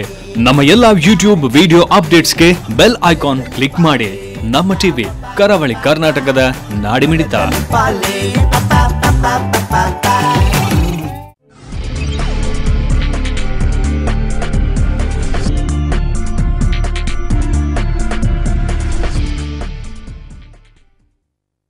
ಡೈರಿಡ್ ಐಸ್ ಕ್ರೀಮ್ ಮತ್ತು 2 ಸ್ಟಾರ್ ಸಂತೋಷ್ ರೈಸ್ ಮುಖ್ಯ ಪ್ರಾಯೋಜಕರಾಗಿರುವಂಥ ಜನಧ್ವನಿ ನೇರ ಪ್ರಸಾರ ಕಾರ್ಯಕ್ರಮದಲ್ಲಿ ಇವತ್ತು ನಾವು ಚರ್ಚೆ ಮಾಡ್ತಾ ಇದ್ದೇವೆ. ಶಂಕರ್ ಪೂಜಾರಿಯವರು ಕುವೈಟ್ನ ರಾಷ್ಟ್ರದ ಜೈಲಿನಲ್ಲಿ ಕಳೆದ ಆಲ್ಮೋಸ್ಟ್ 3 ತಿಂಗಳಾಗಲಿಕ್ಕೆ ಬಂತು. ಜೂನ್ 13ರಿಂದ ಇಲ್ಲಿ ತನಕ ಅವರು ಅಲ್ಲಿ ಬಂಧಿತರಾಗಿದ್ದಾರೆ. ವಿಚಾರ ಏನಂತ ಹೇಳಿದರೆ, ಅವರು ಇಲ್ಲಿಂದ ತೆಗೆದುಕೊಂಡು ಹೋದಂಥ ಒಂದು ಮೆಡಿಸಿನ್ ಅವರಿಗೋಸ್ಕರ ಅಲ್ಲ, ಮುಬಾರಕ್ ಎನ್ನುವಂಥ ಒಬ್ಬರು ವ್ಯಕ್ತಿ ತಸ್ಲೀಂ ಫಾತಿಮಾ ಎನ್ನುವಂಥ ತಮ್ಮ ಅತ್ತೆಗೆ ಅಲ್ಲಿ ಕೊಡಬೇಕು ಅಂತೇಳಿ, ತಸ್ಲೀಂ ಅವರಲ್ಲೊಂದು ಕೆಲಸಕ್ಕೆ ಇದ್ದಾರೆ ಅಂತೇಳಿ ಇದ್ದವರು ಅಂತ ಹೇಳಿದರು. ಸೊ ನಾವು ಆ ಬಗ್ಗೆ ಇನ್ನಷ್ಟು ನಾವು ಚರ್ಚೆ ಮಾಡ್ತೇವೆ. ನಮಗೆ ಈ ಕಾರ್ಯಕ್ರಮ ಈ ಭಾಗದಲ್ಲಿ ಸುಧೀರ್ ಕೋಟ್ಯನವರು ಜಾಯ್ನ್ ಆಗಿದ್ದಾರೆ. ಅವರು ಸೌದಿ ಅರೇಬಿಯಾದ ರಿಯಾದ್ನಲ್ಲಿ ಕರಾವಳಿ ಅಸೋಸಿಯೇಷನ್ ಎನ್ನುವ ಸಂಘಟನೆಯಲ್ಲಿ ಇಂಥ ಪ್ರಕರಣಗಳ ಬಗ್ಗೆ ಸಾಕಷ್ಟು ಅನುಭವ ಇದ್ದವರು. ಅವರಿಗೆ ಕಾರ್ಯಕ್ರಮಕ್ಕೆ ಪ್ರೀತಿಯಿಂದ ಸ್ವಾಗತಿಸ್ತೇನೆ. ಓಕೆ, ನಿಮ್ಮ ಹತ್ರ ಮತ್ತೆ ಬರ್ತೇನೆ ನಾನು ಸುಧೀರ್ ಅವರೇ. ವಿನಯ್ ಅವರೇ, ಹಾಗಾದರೆ ಇದು ಆ ಹೆಂಗಸಿಗೆ ಅಂದರೆ ಅಷ್ಟು ನಾಲೆಜ್ ಇರಲಿಲ್ಲ ಅಂತ ಅವ್ರು ಹೇಳಿದ್ರು. ಕೆಲಸಕ್ಕಿದ್ರು, ಅದರಿಂದ ಸಡನ್ ಆಗಿ ಪೊಲೀಸರ ಮುಂದೆ ಬಂದು ನಮಗೆ ತಂದದಂತ ಹೇಳಿದರೆ ಅವರ ಕೆಲಸಕ್ಕೆ ಪ್ರಾಬ್ಲಮ್ ಆಗ್ಬೋದು ಅಂತ ಒಂದು ಹೆದರಿಕೆ ಇತ್ತು. ನಿಮ್ಗೆ ಅನಿಸ್ತಾ ಉಂಟಾಗಿದೆ? ಖಂಡಿತವಾಗಿ ಹಾಗೆ ಆಗಲಿಕ್ಕೆ ಚಾನ್ಸ್ ಇದೆ. ಯಾಕಂದರೆ ಈಗಿನ ಒಂದು ವಿಷಯಗಳು ಹೋಗೋ ದಾರಿ ನೋಡುವಾಗ ಅದು ಕೂಡ 50-50 ಆಪ್ಷನ್ ಹೋಗ್ಬೋದು. ಒಂದು, ಯಾಕಂದರೆ ಆ ಹೆಂಗಸಿಗೆ ಪಾಪ ಹುಷಾರಿಲ್ಲ, ಮೆಡಿಕಲ್ನ ಪ್ರಿಸ್ಕ್ರಿಪ್ಷನ್ ಇಲ್ಲದ ಕಾರಣ ಅದು ಒಂದು ಸಮಸ್ಯೆ ಆಗಿರ್ಬೋದು. ಆದರೆ ಆ್ಯಕ್ಚುಲಿ ಇದರಲ್ಲಿ ಯಾರು ನಿರಪರಾಧಿ ಯಾರು ಸರಿ ಅಂತ ಹೇಳಲಿಕ್ಕೆ ಆಗ್ತಾ ಇಲ್ಲ. ಯಾಕಂದರೆ ರೂಲ್ಸ್ ಪ್ರಕಾರ ಅಪರಾಧಿಗಳು ಇವರು. ಯಾಕಂದರೆ ಅಲ್ಲಿ ಕೇಳ್ತಿರೋದು ಬ್ಯಾನ್ ಆದ ಐಟಮ್ ತಂದಿದೆಯಾ ಅಂತ. ಆಮೇಲೆ ಇದಂತಂದರೆ ಒಂದು ರೀತಿಯಲ್ಲಿ ಆಗ್ತದೆ, ಈ ಡ್ರಗ್ಸ್ನ ಇದಕ್ಕೆ ಆ್ಯಡ್ ಮಾಡಿ ಇಡ್ತಾರೆ ಅವರು. ಯಾಕಂದರೆ ಈ ಗಲ್ಫ್ ರಾಷ್ಟ್ರದಲ್ಲಿ ಒಂದು ವ್ಯವಸ್ಥಿತವಾದ ಸಂಚಿಗಳಿರುವ ಒಂದು ಉದ್ದೇಶಗಳು ಇರುತ್ತೆ. ಆದರೆ ತಾನು ಇದನ್ನು ಹೊಂದಾಣಿಕೆ ಮಾಡಿಕೊಳ್ತಾ ಇಲ್ಲ. ಅಂದರೆ ಹೇಳ್ತಂದ್ರೆ ಈ 213 ಮಾತ್ರೆ ತಗೊಂಡು ಹೋಗಿದ್ದಾರೆ ಅಂತಂದರೆ ಪಾಪದವರು, ಯಾಕಂದರೆ 6 ತಿಂಗಳು 7 ತಿಂಗಳು ಬೇಕಾದ ಮಾತ್ರೆ ಕೊಂಡು ಹೋಗಿದ್ದಾರೆ. ಇದು ಸಾಧಾರಣ ಕೊಂಡು ಹೋಗ್ತಾರೆ, ಆದರೆ 20-30 ಕೊಂಡು ಹೋಗ್ತಾರೆ. ಆದರೆ ಯಾಕಂದರೆ ಹಣದ ವ್ಯವಸ್ಥೆ, ಯಾಕಂದರೆ ಅವರು ಹೌಸ್ ಮೇಡಾಗಿ ವರ್ಕ್ ಮಾಡ್ತಿದ್ದವರು, ಯಾರು ಆ ಮೇಡಮ್ ಅವರು. ಸೊ ಹಾಗಿರುವಾಗ ಅವ್ರ ಪಾಪ 6 ತಿಂಗಳನ್ನ ಇನ್ನೆಷ್ಟೊಂದು ಯಾರು ಬರೋ ತನಕ ಕೊಂಡೋಗಿರ್ಬೋದು.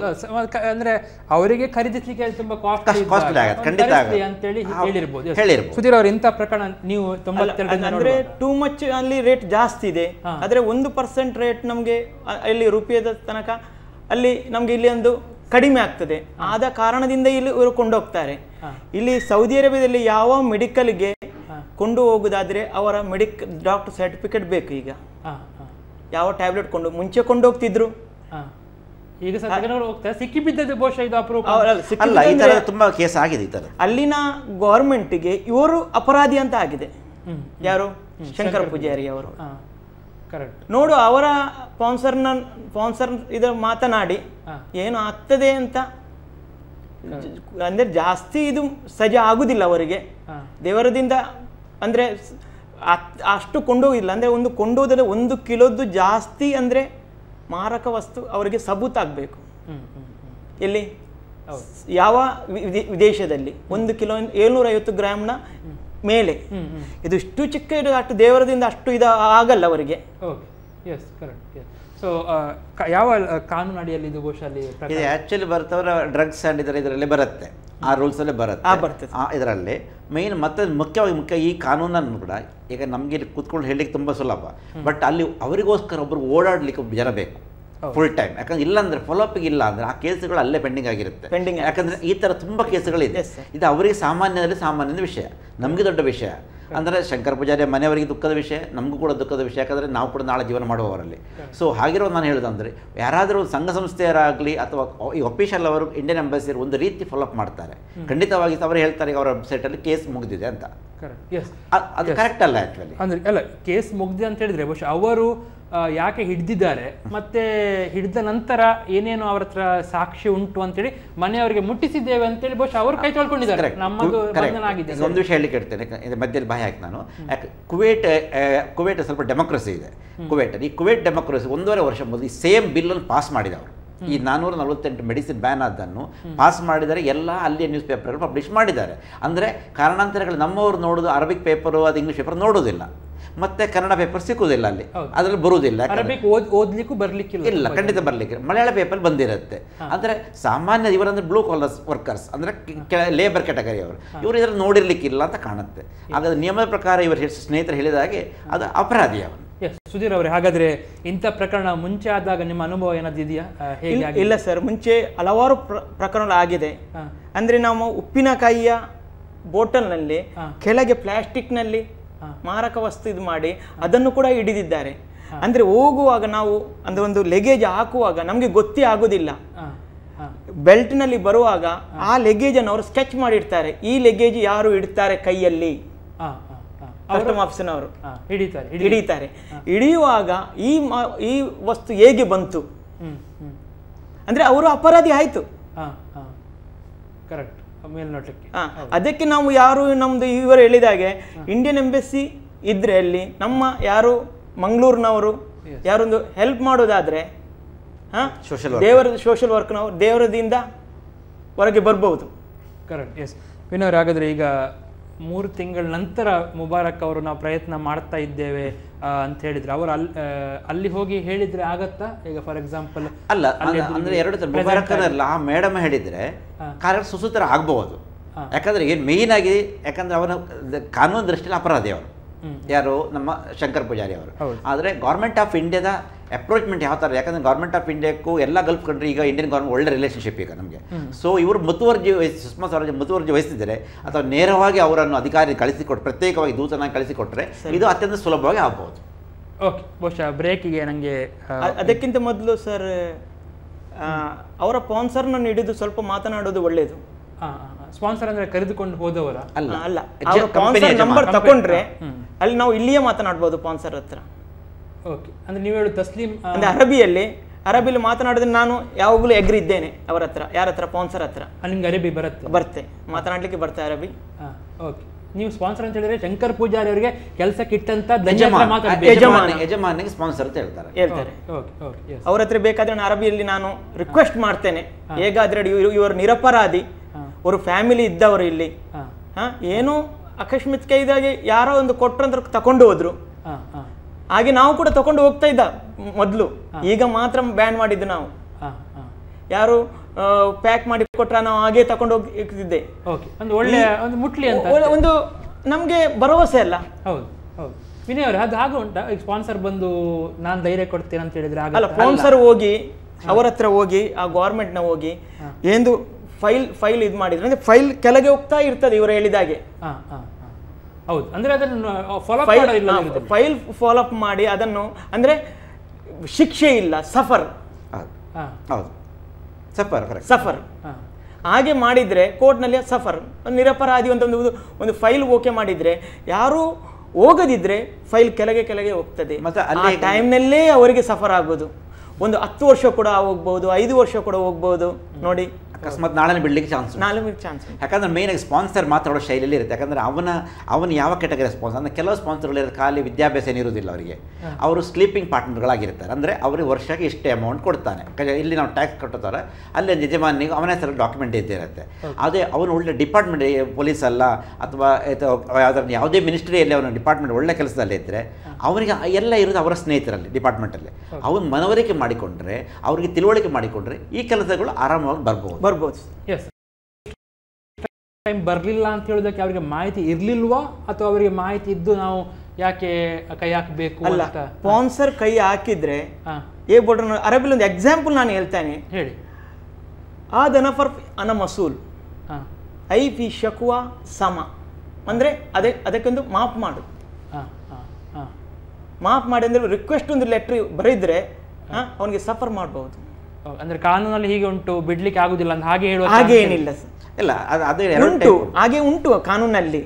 ಮತ್ತೆ ಸ್ಪಾನ್ಸರ್ ಅವರ ರೆಸ್ಪಾನ್ಸ್ ತಗೊಳ್ಬೇಕು, ಅವನು ನಿರಪರಾಧಿ ಅಂತ. ಮತ್ತೆ ಇದು ಡ್ರಗ್ಸ್ ಕೂಡ ಅಲ್ಲ, ಇದು ಮೆಡಿಸಿನ್ ಆದ ಕಾರಣ ಒಂದು ಹಂತಕ್ಕೆ ಬಹುಶಃ ಒಪ್ಪಬಹುದು.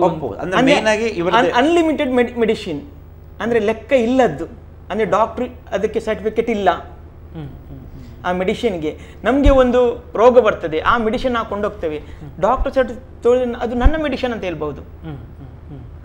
ಇದು ಥರ್ಡ್ ಪರ್ಸನ್ಗೆ ತೆಗೆದುಕೊಂಡು ಹೋದ ಕಾರಣ, ಇದು ಥರ್ಡ್ ಪಾರ್ಟಿದು ತಕೊಂಡು ಹೋಗಿ ಇವರು ಮೆಡಿಸಿನ್ ಅಂತ ಕೇಳಿದ್ರೆ ಅವರು ಯಾಕೆ ತಗೊಂಡು ನೀವು ಮಾರ್ಲಿಕ್ಕೆ ತಗೊಂಡು ಹೋಗ್ತೀಯಾ? ಹೌದು. ಹಲವಾರು ಮಂದಿ ಏನ್ ಹೇಳ್ತಾರೆ ಸರ್, ಯಾವ ಟ್ಯಾಬ್ಲೆಟ್ ಕೊಂಡ್ತಾರೆ, ಈ ಗರ್ಭಿಣಿ ಆಗ್ತಾರಲ್ಲ, ಗರ್ಭಿಣಿ ಮಗು ತೆಗೀಲಿಕ್ಕೆಗೋಸ್ಕರ ಒಂದು ಟ್ಯಾಬ್ಲೆಟ್ ಇಲ್ಲಿ ಒಂದು ಎಕ್ಸಾಂಪಲ್ 20 ರೂಪಾಯಿ ಸಿಗ್ಬಹುದು, ಅಲ್ಲಿ 700 ರೂಪಾಯಿಗೆ ಸೇಲ್ ಮಾಡ್ತಾರೆ. ಅಲ್ಲಿ 700 ರಿಯಲ್, 700 ರಿಯಲ್ ಅಂದ್ರೆ 700 ರಿಯಲ್ ಅಂದ್ರೆ ಇಂಟು 17 ರೂಪೀಸ್.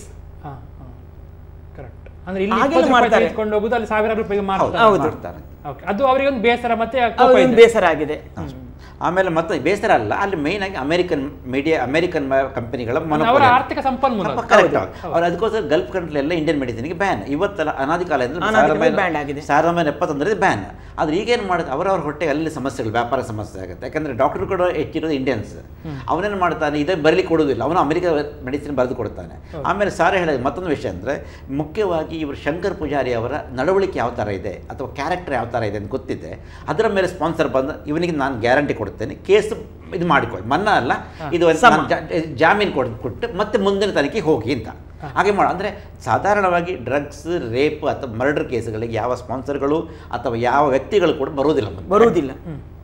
ಕರೆಕ್ಟ್. ಆದ್ರೆ ಇದು ಡ್ರಗ್ಸ್ ಅಲ್ಲದೆ ಇರೋದ್ರಿಂದ ಸುಧೀರ್ ಅವರೇ, ನೀವು ಅಂದ್ರೆ ಮನವರಿಕೆ ಮಾಡಿಕೊಳ್ಳಿ. ಡ್ರಗ್ಸ್ ಅಲ್ಲದಿಂದ ಅವರು ಇದು ಮಾಡಬಹುದು, ಒಂದು ಟ್ಯಾಬ್ಲೆಟ್, ಆಫೀಸರ್ ಟ್ಯಾಬ್ಲೆಟ್, ಇದಕ್ಕೇನು ಅಂದ್ರೆ ನಾವು ಜೈಲಾಗಿ ಪ್ರಯೋಜನ ಇಲ್ಲ. ಯಾಕಂದ್ರೆ ಇವರಿಗೆ ರಂಕಾಣದ ಶಂಕರ್ ಪೂಜಾರಿಗೆ ಅರಬಿಕ್ ಬರುವುದಿಲ್ಲ, ಇಂಗ್ಲಿಷ್ ಬರುವುದಿಲ್ಲ, ಅದು ಸಾಮಾನ್ಯ ಸಮಸ್ಯೆ ಆಗಿರುತ್ತೆ. ಟ್ರಾನ್ಸ್ಲೇಷನ್ ಮಾಡ್ತಾ ಕಂಪನಿ ಒಳಗೆ ಮತ್ತೊಂದು ವ್ಯಕ್ತಿ ಹೋಗಿ ಇವನಿಗೆ ನಾನು ಸರ್ ಹೀಗೆ ಆಗಿದೆ, ಸರ್ ಯಜಮಾನರಿಗೆ ಹೀಗೆ ಸಮಸ್ಯೆ ಆಗಿದೆ, ಸಮಸ್ಯೆ ಸಾಲ್ವ್ ಮಾಡಿಕೊಡಿ ಅಂತ ನಾವು ಅಥವಾ ಈ ಹೆಂಗಸಿದ್ದಾರಲ್ಲ ಅವರ ಸ್ಪಾನ್ಸರ್ ಕರ್ಕೊಂಡು ಇವರ ಸ್ಪಾನ್ಸರ್ ಮಾತಾಡ್ಕೊಂಡು ಹೋದ್ರೆ ಕೇಸ್ ಸುಲಲಿತ ಆಗೋ ಚಾನ್ಸ್ ಇದೆ. ಮತ್ತೆ ತಸ್ಲಿಂ ಅವರಿಗೆ ಕೂಡ ಅರೇಬಿಕ್ ಬರ್ಲಿಕ್ಕಿಲ್ಲ, ಶಂಕರ್ ಪೂಜಾರಿ ಬರ್ಲಿಕ್ಕಿಲ್ಲ, ತಸ್ಲಿಮಿಗೆ ಬರ್ಲಿಕ್ಕೆ ಚಾನ್ಸ್ ಇದೆ. ಯಾಕಂದ್ರೆ ಹೌಸ್ ಮೇಡ್ ಅರಬಿಕ್ ಮನೆಯಲ್ಲೂ ಒಂದು ಕ್ಲಿಯರ್ ಬರ್ತದೆ ಅವರಿಗೆ. ಅಂದ್ರೆ ಹೆಂಗಸರು ಅರಬಿ ಮಾತನಾಡುವಾಗ ಇವರಿಗೆ ನಮಗಿಂತ ಅವರಿಗೆ ಒಂದು ಖಂಡಿತವಾಗಿ ಬರುತ್ತೆ, ಒಂದು 90% ಬೇಗ ಬರ್ತದೆ ಅರಬಿ. ಮನೆ ಕೆಲಸದಲ್ಲಿದ್ದಾಗ, ಮನೆ ಕೆಲಸದಿರೋದು ಅವರಿಗೆ. ಯಾಕೆ ಮಕ್ಕಳು ಅರಬಿ ಮಕ್ಕಳ ಜೊತೆ ಮಾತಾಡೋದು ಅಂದ್ರೆ ಅರಬಿಕ್ ಜನರಿಗೆ ಅಥವಾ ಭಾರತೀಯರ ಮನೆ ಕೆಲಸ ಆಗಿದ್ರೆ ಬರ್ಲಿಕ್ಕೆ ಚಾನ್ಸೇ ಇಲ್ಲ. ಅರಬಿಕ್ ಮನೆಯಲ್ಲಿ ಲೋಕಲ್ಸ್ ಕುವೈಟಿಗಳ ಮನೆಯಲ್ಲಿ ಕೆಲಸ ಆಗಿದ್ದರೆ ಖಂಡಿತವಾಗಿ ಅರಬಿ ಬಂದಿರುತ್ತೆ. ಆದ್ರೆ ಅವರು ಹೆದರಿರ್ಬೋದು. ಕರೆಕ್ಟ್. ಅವರು ಹೆದರಿದ್ದಾರೆ. ಶಂಕರ್ ಪೂಜಾರಿಗೆ ಅವರಿಗೆ ಪೂಜಾರಿ ಇದು ಬರ್ಲಿಕ್ಕಿಲ್ಲ, ಇಂಗ್ಲಿಷ್ ಅಥವಾ ಅರಬಿಕ್ ಬರ್ಲಿಕ್ಕಿಲ್ಲ. ಸೊ ಇದು ಒಂದು ರೀತಿಯಲ್ಲಿ ಕಮ್ಯುನಿಕೇಶನ್ ಗ್ಯಾಪ್ ಅಂತ ಅನಿಸ್ತಿರುತ್ತೆ. ಮತ್ತೆ ಕೆಲವರು ತಪ್ಪಾಗಿ ಅವೇರ್ನೆಸ್ ಕೊಟ್ಟಿರ್ತಾರೆ, ನೀವು ಹೋಗ್ಲೇಬೇಡಿ, ನಿಮ್ಮನ್ನು ಹಿಡಿದೊಳಗೆ ಹಾಕ್ಬೋದು. ಯಾಕಂದ್ರೆ ಇವರಿಗೆ ಇಲ್ಲಿ ಕೆಲವು ಮನೆಗಳು ಕಟ್ಟಲಿಕ್ಕೆ ಶುರು ಮಾಡಿರ್ಬೋದು, ಸಾಲಗಳಾಗಿರ್ಬೋದು, ಇದೆಲ್ಲ ಆಗಿರ್ಬೋದು. ಸೊ ಹಾಗಿರೋ ಅವ್ರು ಯಾಕೆ ಅಂದ್ರೆ ನೋಡೋಣ ನಾನು ಹೋದ ಹಿಡಿತಾರೆ ಅಂದ್ರೆ ಎಲ್ಲರ ಕಲ್ಲಿಂದ ಭಯದ ವಾತಾವರಣ ಸೃಷ್ಟಿಸಿರ್ತಾರೆ ಜನರು. ನೀವು ಹೋಗ್ಲೇಬೇಡಿ, ಹಾಗೆ ಹೇಗೆ ಈ ಮನುಷ್ಯನ ಭಾಷೆ ಕೂಡ ಬರುವುದಿಲ್ಲ ಆಗಿರಬೇಕು, ಅದು ಕೂಡ ಸಮಸ್ಯೆ ಆಗಿರುತ್ತೆ. ಈಗ 3 ತಿಂಗಳ ನಂತರ ಅಂದ್ರೆ ಆಲ್ಮೋಸ್ಟ್ 3 ತಿಂಗಳು ಆಯ್ತು, 3 ತಿಂಗಳಾಗುತ್ತೆ. ಹೀಗಿರುವಾಗ ಲೇಟ್ ಆಯ್ತು ಅಂತ ಅನಿಸ್ತಾ ಉಂಟಾ ಸುಧೀರ್ ಕೋಟೆನವರೇ? ಇದು ಯಾವತ್ತು ಮುಗಿಬೇಕಿತ್ತು ಅಂತ? ಇಲ್ಲಿ ಲೇಟ್ ಆಗಿದ್ರೆ ಮುಂಚೆ ಇವರು ಬಕ್ರೀದ್ ಬಂತಲ್ಲ, ಅದರಲ್ಲಿ 15 ದಿವಸ ಸರ್ ರಜೆ ಇರ್ತದೆ ನೋಡಿ. ಅದು 5 ದಿವಸ ನಂತರ ಗೌರ್ಮೆಂಟ್ ಆಫೀಸರ್ ಎಲ್ಲ ಸ್ಟಾರ್ಟ್ ಮಾಡ್ತಾರೆ. ಆ ಟೈಮಲ್ಲಿ ಸಿಕ್ಕಿಬಿದ್ದ ಕಾರಣ ಬಹುಶಃ ಒಳಗೋಯ್ತು. ಅದು ಒಳಗೋದ ಕಾರಣ ಫೈಲ್ಗಳು ಅಲ್ಲೇ ಕೆಳಗೆ ಇಳಿತಾ ಹೋಯಿತು. ಮತ್ತೆ ಯಾರು ಇವರ ಬಗ್ಗೆ ಬಹುಶಃ ಅಷ್ಟೇನು ತಗೊಳ್ಳೋದಿಲ್ಲ. ಮತ್ತೊಂದು ಅದರ ಜೊತೆ ಮತ್ತೊಂದು ವಿಷಯ ಹೇಳಿ ಕೇಳ್ತೀವಿ. ಈ ಆಗಸ್ಟ್ ತಿಂಗಳಲ್ಲಿ ಆಗಸ್ಟ್ ತಿಂಗಳು ಸೆಪ್ಟೆಂಬರ್, ಈ ಸಾಮಾನ್ಯ ಜೂನ್ ಜುಲೈಯಲ್ಲಿ ಅರಬಿಗಳಲ್ಲಿ ಏನು ಮಾಡ್ತಾರೆ, ಸೆಕೆ ಸಹಿಸಲಿಕ್ಕೆ ಆಗದೆ ಇರೋ ಟೂರಿಗೆ ಹೋಗಿರ್ತಾರೆ. ಆಗ ಅಲ್ಲೇ ಇರುವುದಿಲ್ಲ ಅವನು. ಸೊ ಅದು ಕೂಡ ಒಂದು ಸಮಸ್ಯೆ ಇದೆ. ಯಾಕಂದ್ರೆ ಇರುವುದಿಲ್ಲ ಅವರು ಅಂದರೆ ಸೆಕೆ ಸಮಯ ಫ್ಯಾಮಿಲಿ ಜೊತೆ ತಿರ್ಲಿಕ್ಕೆ ಹೋಗ್ತಾರೆ ಇರೋ ಕಂಟ್ರಿಗಳಿಗೆಲ್ಲ. ಸೊ ಇವಾಗ ಕರೆಕ್ಟ್ ಟೈಮ್, ಯಾಕಂದರೆ ಶಾಲೆಗಳು ಆರಂಭ ಆಯಿತು, ಈಗ ಬಂದಿರ್ತಾರೆ ಎಲ್ಲರೂ. ಅಂದರೆ ಎಲ್ಲ ಕೂಡ 2 ಸ್ಪಾನ್ಸರ್ ಮಾತಾಡಿದರೆ ಕಾರ್ಯಕ್ರಮಗಳು ತುಂಬ ಈಸಿ ಆಗ್ಬೋದು ತಿಳ್ಕೊಳ್ತೇನೆ ನಾನು. ಯಾಕಂದರೆ ರೂಲ್ಸ್ ಎಲ್ಲ FIR ಏನು ಮಾಡಿಲ್ಲ ಅಂತ ಶಾನ್ಭಾಗ್ ಹೇಳ್ತಾರೆ, ಮಾಡೇ ಇದ್ದಿರ್ತಾರೆ. ಯಾಕಂದರೆ ಮತ್ತೊಂದು ವಿಷಯ ಏನು ಗೊತ್ತಾ, ಅಲ್ಲಿ ಸಮಸ್ಯೆ ಆದಾಗ ನಮ್ಮ ಹತ್ರ ಅವರು ಯಾವ ವಿಷಯಗಳು ಹೇಳಲ್ಲ. ಅರ್ಥ ಆಯ್ತು? ಯಾರು ಹೇಳುದಿಲ್ಲ, ಅಲ್ಲಿದ್ದು ಅಧಿಕಾರಿ ಸಿಗ್ನೇಚರ್ ನಾವೆಲ್ಲ ಹಾಕ್ತಾ ಹೋಗ್ತೇವೆ ಅಷ್ಟೇ. ನಮ್ಮ ಹತ್ರ ಅವ್ರು ಏನು ಕೇಳಲ್ಲ, ಯಾಕೆ ಏನಂತ ಕೇಳಲ್ಲ. ಸೊ ಹಾಗಿರುವಾಗ ಸ್ಟೆಪ್ ಬೈ ಸ್ಟೆಪ್ ಕೇಳ ಇವ ಹಾಕಿ ಹೋಗ್ತಾ ಅಂದರೆ ಇವನಿಗೆ ಒಳಗೆ ಹೋದ ಕೂಡ ಪರಿಚಯ ಆಗ್ತದೆ, ಈ ಥರ ನಾವು ಚಾನ್ಸ್ ಆಗ್ತದೆ. ನಾವು ಸೋಷಲ್ ವರ್ಕರ್ ಹೋದರೂ ಕೂಡ ನಮಗೆ ಒಂದು ಗೇಟ್ ತನಕ ಎಂಟ್ರಿ ಮಾಡ್ತಾರೆ, ಆಮೇಲೆ ನಮಗೆ ಎಂಟ್ರಿ ಮಾಡೋದಿಲ್ಲ. ಮತ್ತು ನಾವು ಮೀಡಿಯಾ ಗೀಡಿಯಾ ಹೋದರೆ ಅಲ್ಲಿ ನಮಗೆ ರೆಕಗ್ನೈಸ್ ಇರಲ್ಲ, ನಾವು ಕೂಡ ಇಲ್ಲಿಗಲ್ ಅಲ್ಲಿ. ಸೊ ಗೊತ್ತಾಯ್ತಲ್ಲ. ಸೊ ಹಾಗಿರುವಾಗ ನಮಗೆ ಗೌರ್ಮೆಂಟ್ ಆಫ್ ಇಂಡಿಯಾ ಮನಸ್ಸು ಮಾಡಬೇಕು. ಈ 2 ಸ್ಪಾನ್ಸರ್ಗಳು ಮುತುವರ್ಜಿ ವಹಿಸಿದರೆ ಇದು ದೇವರ ದಯೆಯಲ್ಲಿ ಆರಾಮದಲ್ಲಿ ಬರ್ಬೋದು. ಎಸ್, ಇನ್ನೊಂದು ಬಹುಶಃ ಭಾಷೆಯ ಅಗತ್ಯ ಕೂಡ ತುಂಬಾ ಜಾಸ್ತಿ ಇದೆ ಅಂತ ಅನಿಸ್ತಾ ಉಂಟು. ಕನ್ವಿನ್ಸ್ ಮಾಡುವಂಥ ರೀತಿ, ಆ ಭಾಷೆ ಕೂಡ ಇಂಪಾರ್ಟೆಂಟ್ ಅಂತ ಅನಿಸ್ತದೆ. ಯಾಕಂದ್ರೆ ಈಗ ಸುಧೀರ್ ಕೋಟೆನವರು ಹೇಳಿದಾಗೆ ಅರೇಬಿಕ್ನಲ್ಲೇ ಅವರಿಗೆ ಕನ್ವಿನ್ಸ್ ಮಾಡಿದ್ರೆ ಈಸಿಯಾಗಿ ಅವರು ನೋಡಿ ಸರ್. ಮೊನ್ನೆಂದು ವಿಷಯ ಆಯಿತು, ಜೋಸ್ನದ್ದು ಕಾಫಿದ್ದು ನೋಡಿ. ಅದು ಮೇಯ್ನ್ ಅಂದರೆ ಅವರು ಆ ಹೆಂಗಸು ಸಫಾ ಮಕ್ಕ ಕ್ಲಿನಿಕ್ನಲ್ಲಿ ಕೆಲಸ ಮಾಡುವವರು, ರಿಯಾದ್ನಲ್ಲಿ ನರ್ಸ್.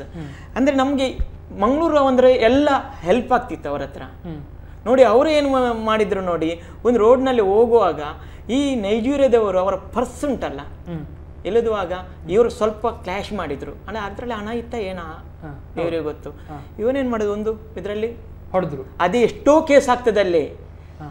ಹೀಗೆ ಬರುವುದು ನೈಜೀರಿಯವರು ಇಲ್ಲಿ ಕತ್ತಿ ಇಟ್ಟುಂಟಲ್ಲ ಎಲ್ಲ ಹಣ ಕೊಂಡೋಗ್ತಾರೆ ಆ ಭಾಗದಲ್ಲಿ ಎಲ್ಲ ಆ ಭಾಗದಲ್ಲಿ. ರಾತ್ರಿ ಬಂದು ರೂಮಿನ ಒಳಗೆ ಬಂದು ಎಲ್ಲರಿಗೆ ಒಡೆದು ಎಲ್ಲ ಮೊಬೈಲ್ ನೀವು ಕೇಳಿರ್ಬೋದು, ಖಂಡಿತವಾಗಿ ಮೊಬೈಲ್ ಎಲ್ಲ ತಕೊಂಡು ಹೋಗ್ತಾರೆ. ಅಂದ್ರೆ ಅಲ್ಲಿ ಪೊಲೀಸ್ ವ್ಯವಸ್ಥೆ ನೋಡಿ ಕ್ರಮೇಣ ಒಂದು ವರ್ಷದ ಹಿಂದೆ ನಮ್ಮ ಫ್ರೆಂಡ್ ಒಂದು ಅಂಗಡಿ ಇದೆ, ಚಿಕ್ಕ ಅಂಗಡಿ, ಕಾಸ್ಮೆಟಿಕ್ ಅಂಗಡಿ. ನಾನು ಒಂದು ಗಂಟೆ ಸುಮಾರಿಗೆ ನಾನು ರೂಮ್ಗೆ ಹೋಗಿ 5 ನಿಮಿಷ ಆಯಿತು, ಯಾರೋ ಫೋನ್ ಮಾಡಿದ್ರು ಬೇಗ ಕೆಳಗೆ ಬಾ ಅಂತ. ನೋಡುವಾಗ ಅಂಗಡಿ ಒಳಗೆ ನುಗ್ಗಿ ಅವರಿಗೆ ಕತ್ತಿಯಲ್ಲಿ ಇಡುವುದು ಎಲ್ಲ ರಕ್ತ ಬರ್ತಾ ಇತ್ತು, ಎಲ್ಲ ಹಣ ಕಾಡೆಲ್ಲ ಕೊಂಡೋದ್ರು. ನಾನು ಮತ್ತೆ ಗಾಡಿಯಲ್ಲಿ ಹಾಕಿ ಹಾಸ್ಪಿಟಲ್ಗೆ ಕೊಂಡೋದೆ. ಇವರು ಅಬ್ದುಲ್ ರಹಮಾನ್ ಅಂತ ಬಾಯಾರ್ನವರು, ನಮ್ಮ ಉಪ್ಪಳದವರು. ಎಷ್ಟೋ ಕೇಸ್ ಆಗ್ತದೆ ಅಲ್ಲಿ ಸರ್. ಸೊ ಅದನ್ನು ಹೇಗೆ ಹ್ಯಾಂಡ್ ಮಾಡೋದಂತ ಮುಖ್ಯ. ಏನು ಹ್ಯಾಂಡ್ ಮಾಡೋದಂದ್ರೆ ಅವರ ಅಧಿಕಾರಿಗೆ ಬಿಟ್ಟದ್ದು, ನಾವು ಅಲ್ಲಿ ಹೋಗುದು ದುಡಿಲಿಕ್ಕೆ. ಕರೆಕ್ಟ್. ನಾವು ಎಷ್ಟು ಸೇಫ್ ಆಗ್ತದೆ ಅಷ್ಟೇ ನಮಗೆ ಒಳ್ಳೇದು. ಆ ಬಗ್ಗೆ ಚರ್ಚೆ ಮಾಡ್ತೀವಿ. ಹಾಗಾದ್ರೆ ಇದನ್ನು ಶಂಕರ್ ಪೂಜಾರಿ ಅವರ ಪ್ರಕರಣಕ್ಕೆ ಅಂತ್ಯ ಹೇಗೆ, ಯಾವ ರೀತಿಯಲ್ಲಿ ಏನು ಮಾಡಿದರೆ ಸಾಧ್ಯ, ಕಾರ್ಯಕ್ರಮದ ಕೊನೆಯ 10 ನಿಮಿಷಗಳ ಅವಧಿಯಲ್ಲಿ ಆ ಬಗ್ಗೆ ಚರ್ಚೆ ಮಾಡ್ತೇವೆ ಒಂದು ಪುಟ್ಟ ವಿರಾಮದ ಬಳಿಕ.